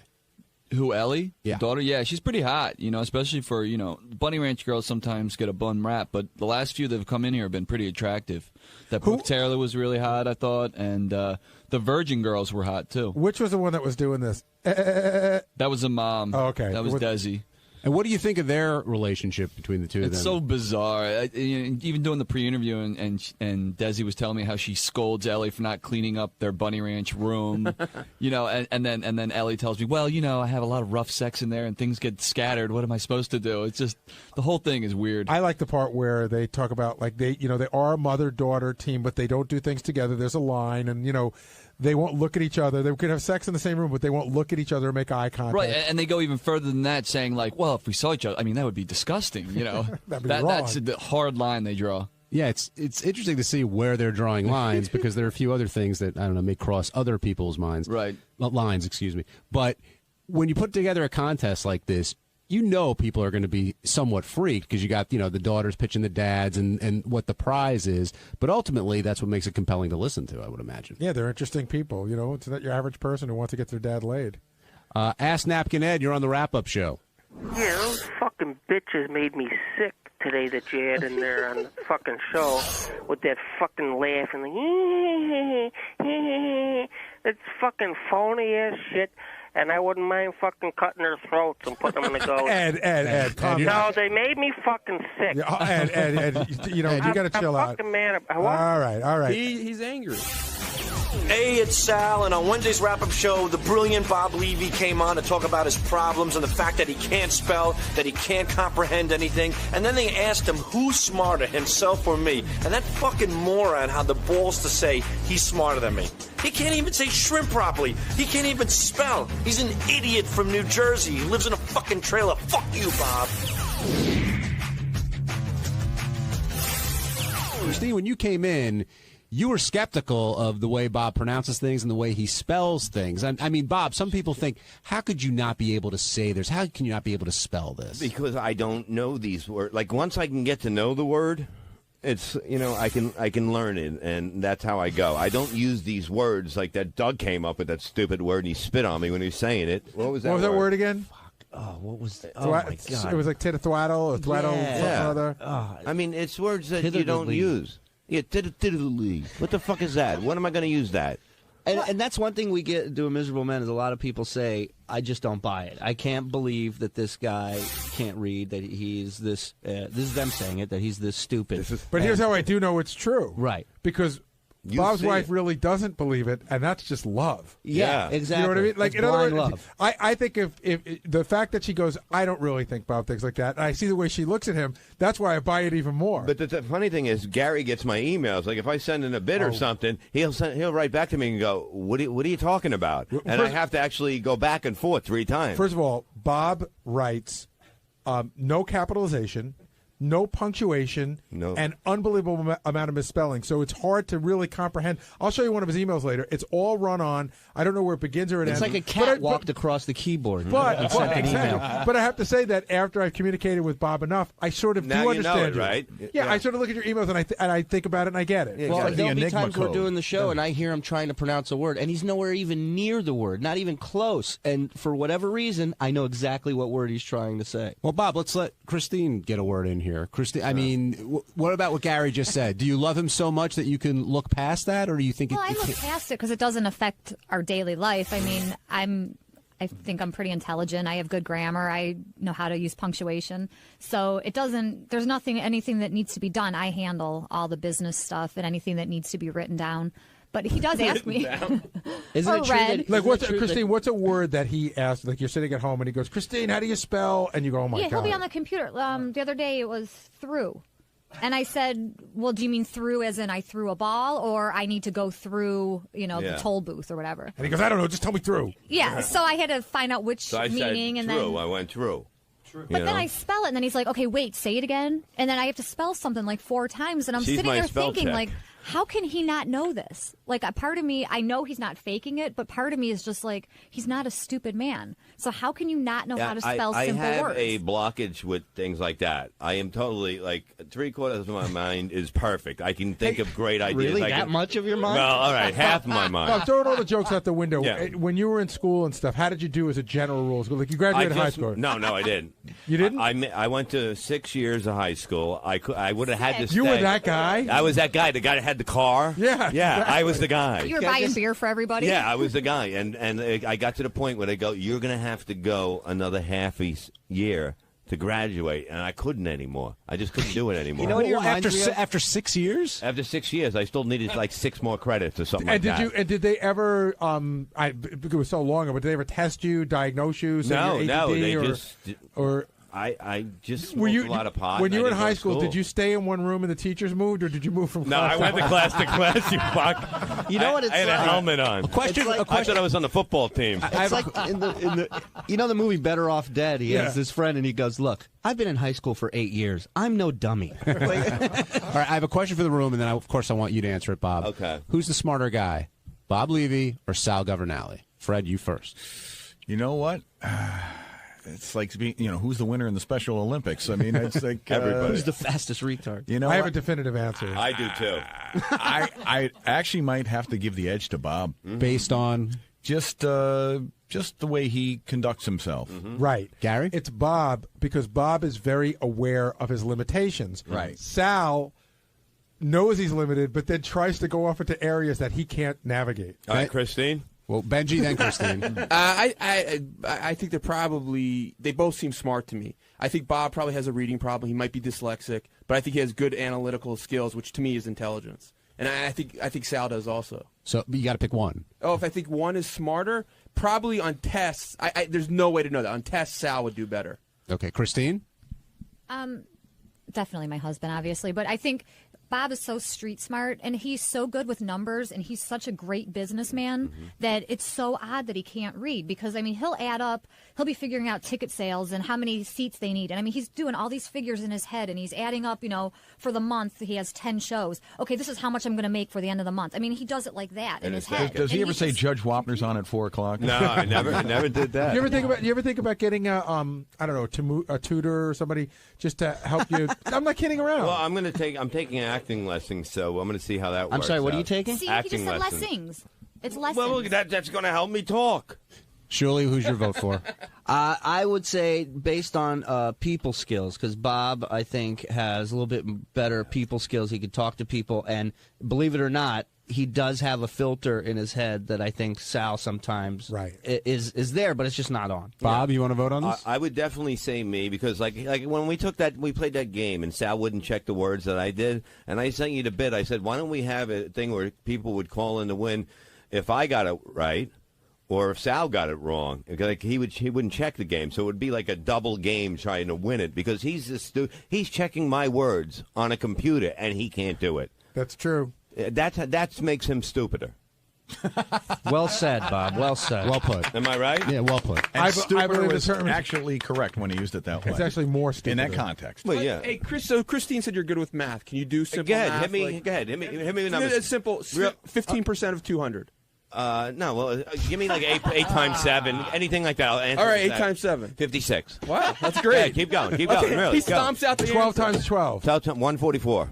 Keep going. All right, he knows his times tables. He knows his He knows his gazintas. He knows his gazintas. That's a word, too. Here you go, Bob. Yes. Playing the club this weekend. Yes. 200 people are going to be there, And 50 tickets are $20 a piece. $4,000. And you're getting and you're getting half of every And ticket. Julie gets $50. $2,000. I get. We got 2 speech impediments we got to pay out, plus a retard in a dunk tank. No, I would get. And we got to I clean would get $20 to $2,000. clean the shit out of the toilet. Yeah, the diameter of an opening on a shower is 3. All right, I'm voting for Sal because it was unanimous in here, so someone's got to stand up for him. Maybe we should do something one day because there's something. He's not a bright man. I love the guy, but I can look in his raccoon eyes and know there's something wrong.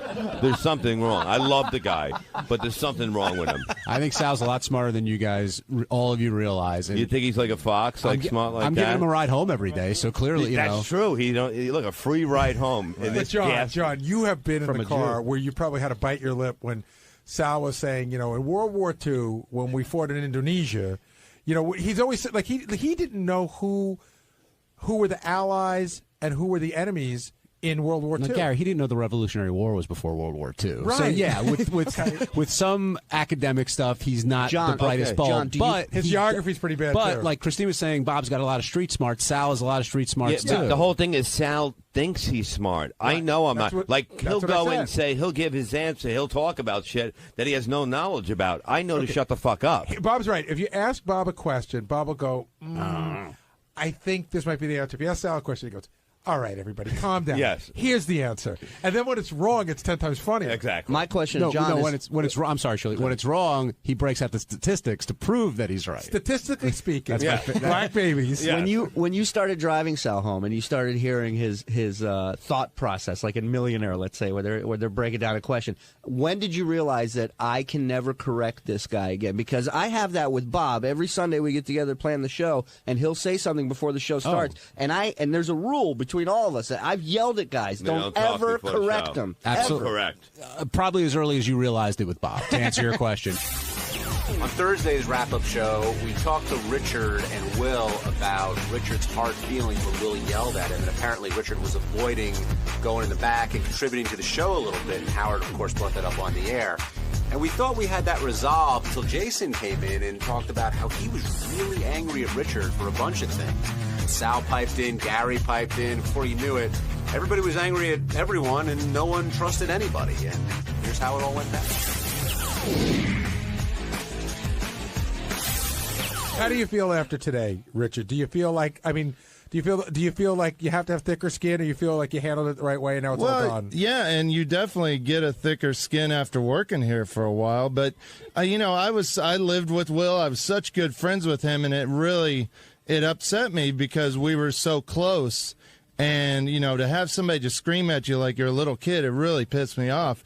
And I don't like to get pissed off, so it kind of freaked me out, and I just wanted to get away from it for a while, But was it fair for Howard to say that Will's anger... Get out of here, Ronnie. Will's anger crushed your exuberance at work? No, I was still exuberant. I just didn't want to go near his area and, put up notes and things, and Sal would do it instead. But I did feel weird about, calling in and with drops and things like that after that. Like, I don't know. It's hard to explain, but I just felt like if I called in, it'd be bothering them, See, and the way it was coming across, again, I couldn't really see it, but the way people were telling me was it seemed more like you were, A, pouting, and B, almost like punishing everybody. Like, fuck you, I'm not going to participate anymore if you're going to treat me like shit. I wasn't pouting at all. That's Sal. We've been fine. We've been having a blast, and it was just, doing our work, and it just is a thing where I don't want to be a kind of burden, and I don't want people to get pissed off at me, like, because you talk a lot about how I bug you and I drive you crazy, and I feel bad about that. But the funny thing was even today when you're saying you're afraid to come to me, And I'm saying you shouldn't be afraid. There's a middle ground. In other words, you came to me all the time and wanted my undivided attention, and then you completely stopped coming to me and just I am me, and there's a middle ground. But you said you like the I am. I do, but it doesn't mean that you can. But you I am me to say that this is on your page. We have a new phone call or something like that. But you don't come to talk to me about your weekend anymore.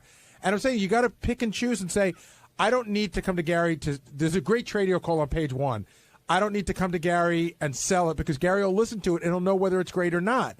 But I do need to come to Gary and say, this is what I did this weekend. There was a baby cry, and I've got tape of it. Mm-hmm. You know what I mean? You just got to pick and choose your places. Yeah, and there were things that we've tried to tell you about lately, like we did a gig in Alabama that we told you about, and you kind of just seemed like you didn't care. Right, but that means I don't think it's good for the air, and that's if I'm going to be the filter, that's what it's going to be. I mean, I could sit there and pretend that it's really great, and then you guys go back to your room, and then you'll come back to me 5 times and go, hey, is he going to talk about Alabama? Is he going to talk about Alabama?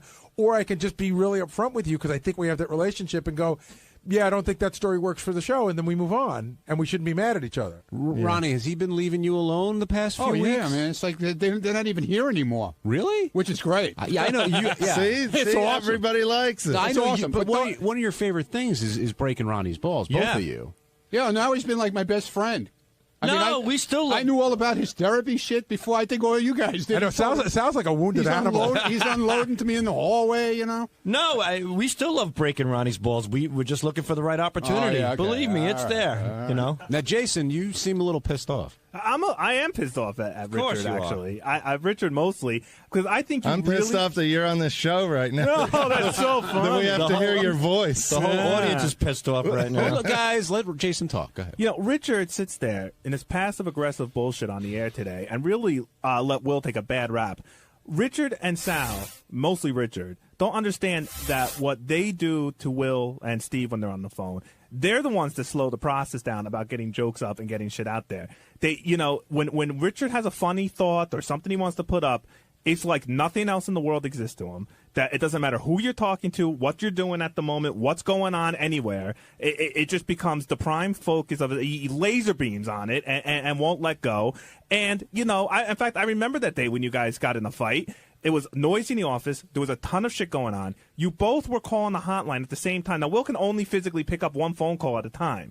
And he just yelled, guys, back the fuck off. If you want to get your shit up there, call in one at a time. Now, listen, I don't know how Will got portrayed as not being able to handle the phones or that he's keeping your guys' material off the air this morning. But that is just such bullshit. And you stood there and let that perception go by when you guys are the ones that you can't. You really don't understand how to communicate with anybody. That's not true. And then your response to it is to take your ball home like a little fucking baby. Oh, Will yelled at me once, so I'm never going to put a joke up again. And well, what the fuck? That only hurts the show, asshole. Asshole. Wow. Yeah. Look at this shit. So first of all, why isn't Will in here explaining this? What are you? I think he's sick of talking about it. He's coming down right now. Or maybe he's not as upset about it as I am. But you're not upset about it, Jason. You're just utilizing this to get on the air because you have nothing better Sal, let me to do. exploit my dad for 5 hours so I can get on the air. It was I mean, you know what, you motherfucker. I mean, don't sit there and act like you're Mr. I don't want airtime. Oh, my dad was the biggest asshole in the world. Oh, good, this got me airtime. Nobody's listening to you anyway. Go ahead. Oh, my wife's cheating on me. Let me turn that into 7 years of radio. Do I get to respond? Isn't this the guy that like Howard tell my mom not to talk to me anymore? Yeah. No, my mom called into the show. That's no, her everything problem. Jason She does is exploited perfect. herself. All right, hold on. Calling Richard an asshole, that was real Everybody nice. quiet. And by the way, this has been a nice 2 months not having to talk to that fucking asshole.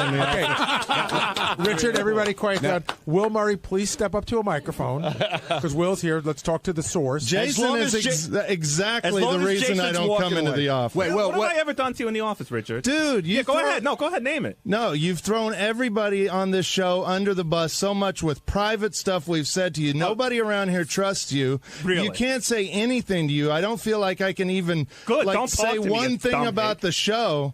Yeah, go ahead and attack me like that. That's real smart. But I can't even feel like I can talk to you about the show because you'll go on the air and twist it around and piss somebody off about it. Good. Don't talk to me about the show. Well, Jason, hold on. rat. But Jason, does that resolve anything? You're here to resolve something. Does that resolve calling him? I'm not the one saying out of. I'm not the one saying out of the he office. actually didn't come here to resolve anything. He came here to say he didn't agree with what Richard said today. I don't know that he came looking for a resolution. I don't really care about resolving. Let me respond. John Hines got the floor. I will, but let me reset the table here. Jason was, and I saw it, he was pissed off at the way Richard was talking on the air today about how Will was in there. Jason was genuinely pissed off about the way Richard was portraying himself, and more portraying Will when it came down to this issue, and is genuinely pissed off. But I could tell Richard is pissed off at Jason too. And Jason, you got to let Richard have his say. You had yours. Right. Go ahead, Richard. And listen, we might come in there and maybe we do get a little annoying, but there's a civil way of telling us to calm down a little bit. You don't tell somebody,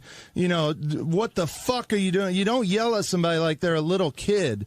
And that's what really pissed me off. I don't want to be treated. Will treats the callers like shit, and he'll even be the first to admit that. And I don't want to be treated like that. I work here. I want to be respected.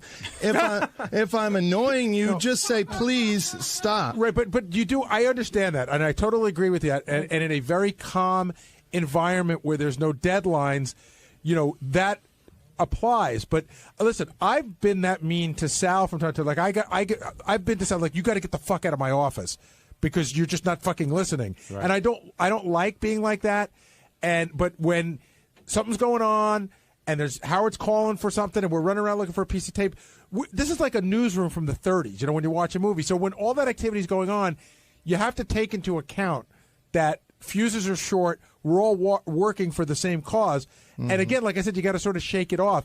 If you told me we'll talk to you like that every day, that'd be a bigger issue. Well, he does it, and that's why I was so pissed off, because he's never talked to me like that before, and it really upset me. So, Gary, you think Richard is taking this a little too personally? Please. No, I understand why Richard's upset, and I think that Richard should but I can't tell a person how to be. This is how I am. That you need to shake it off because we have another show in another 16 hours. Everybody else seems to be able to coexist in an office with Will. Richard seems to be the only person. Listen, I will be the first. I listen to Will on the phone. He's a testy little devil. Don't piss him off. But that's hard too. Again, if you walk by and you hear Will on the phone, you go, God, Will's pissed off. But you're not hearing, because I used to go through this with John too. You're not hearing the people on the other end. You're acting as if Will is sitting there talking to nothing but rational people in a rational tone. I used to walk by the phone, and John would be out of his mind. Remember how John would argue with one of the callers off the air, and I would hear him go by. He goes, the one I heard once, I walked by and John goes, yeah, guess what? I'm playing the bass drum in your mother's asshole, you fucking cocksucker. I'm like, who are you talking to? If a caller pissed John off, he'd ban them. Like, he'd refuse to take their phone call again. He'd put people on probation. I was banned in the past when I was a caller. I'm just saying, for all of us working in this environment, it can get a little tense. Howard touched on something in Richard's defense today. He says it's humiliating and embarrassing to be yelled at in front of, interns. Okay, great. Howard Stern, don't ever do that to me again. Very good point. But the thing is, when I do it to you, Gary, it's for comedic purposes. I mean, when Will does it, let's say to Richard, Richard's a writer of the show. He's doing it in front of the interns. He's doing it maybe in front of strangers, and it's embarrassing. Richard was embarrassed, no matter how you slice it. You know what, guys? And Will can be vicious, and he just doesn't want to be embarrassed. Nobody likes to be embarrassed off the air. Everybody's talking about Will as if he isn't in the room. He is in the room. And Will, is your anger squashing the exuberance of your coworkers? No, I don't think it is at all. I think it's a ridiculous argument, first of all. I yell at these guys all the time, and they know that. And most of the time, it just, they have no problem with it at all.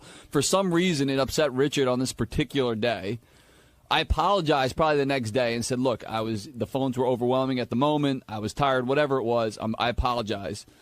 And that should have been the end of it. But then it continued on, and he was like, well, I'm kind of done going back in the office. But like I said, it's nothing personal. I obviously don't hate these guys. I really like them. In fact, that's one of the reasons I feel comfortable enough to talk to them like that, is because I know them. If they were strangers, I probably wouldn't say anything like that. I'd be much more polite with them. And we definitely love you, too. We do. Jason's another story, but we definitely love you. We'll get to that in a second. But do you feel like Richard's being a baby with this? Well, I think it went on too long, and I think he's trying to paint it like somehow I'm to blame or people in the office are to blame for him no longer contributing to the show. No, that's not it at all. I'm still contributing through Sal. Well, you said you're like scared to come back and put up calls and stuff. Listen, like, come on, this that's is ridiculous. This is just my way of dealing with this. You know, sometimes when I get pissed off about stuff, I just need to get away for a little bit, and that's how I'm dealing with it. I'm sorry, but that's how. Like, I was so upset by this because we are friends that I just wanted to be away for a while. So, Richard, here's Are a you question. gonna cry? He looks like he is about to cry, which I feel bad about. Tears coming out the side of your face there, man. Because he cares. Because he cares. Yeah, because it means a lot to me. It's sincere. So, Richard, Wait, hold on. I have a direct question for you. I'm not Richard. a hard-ass midget like Ronnie.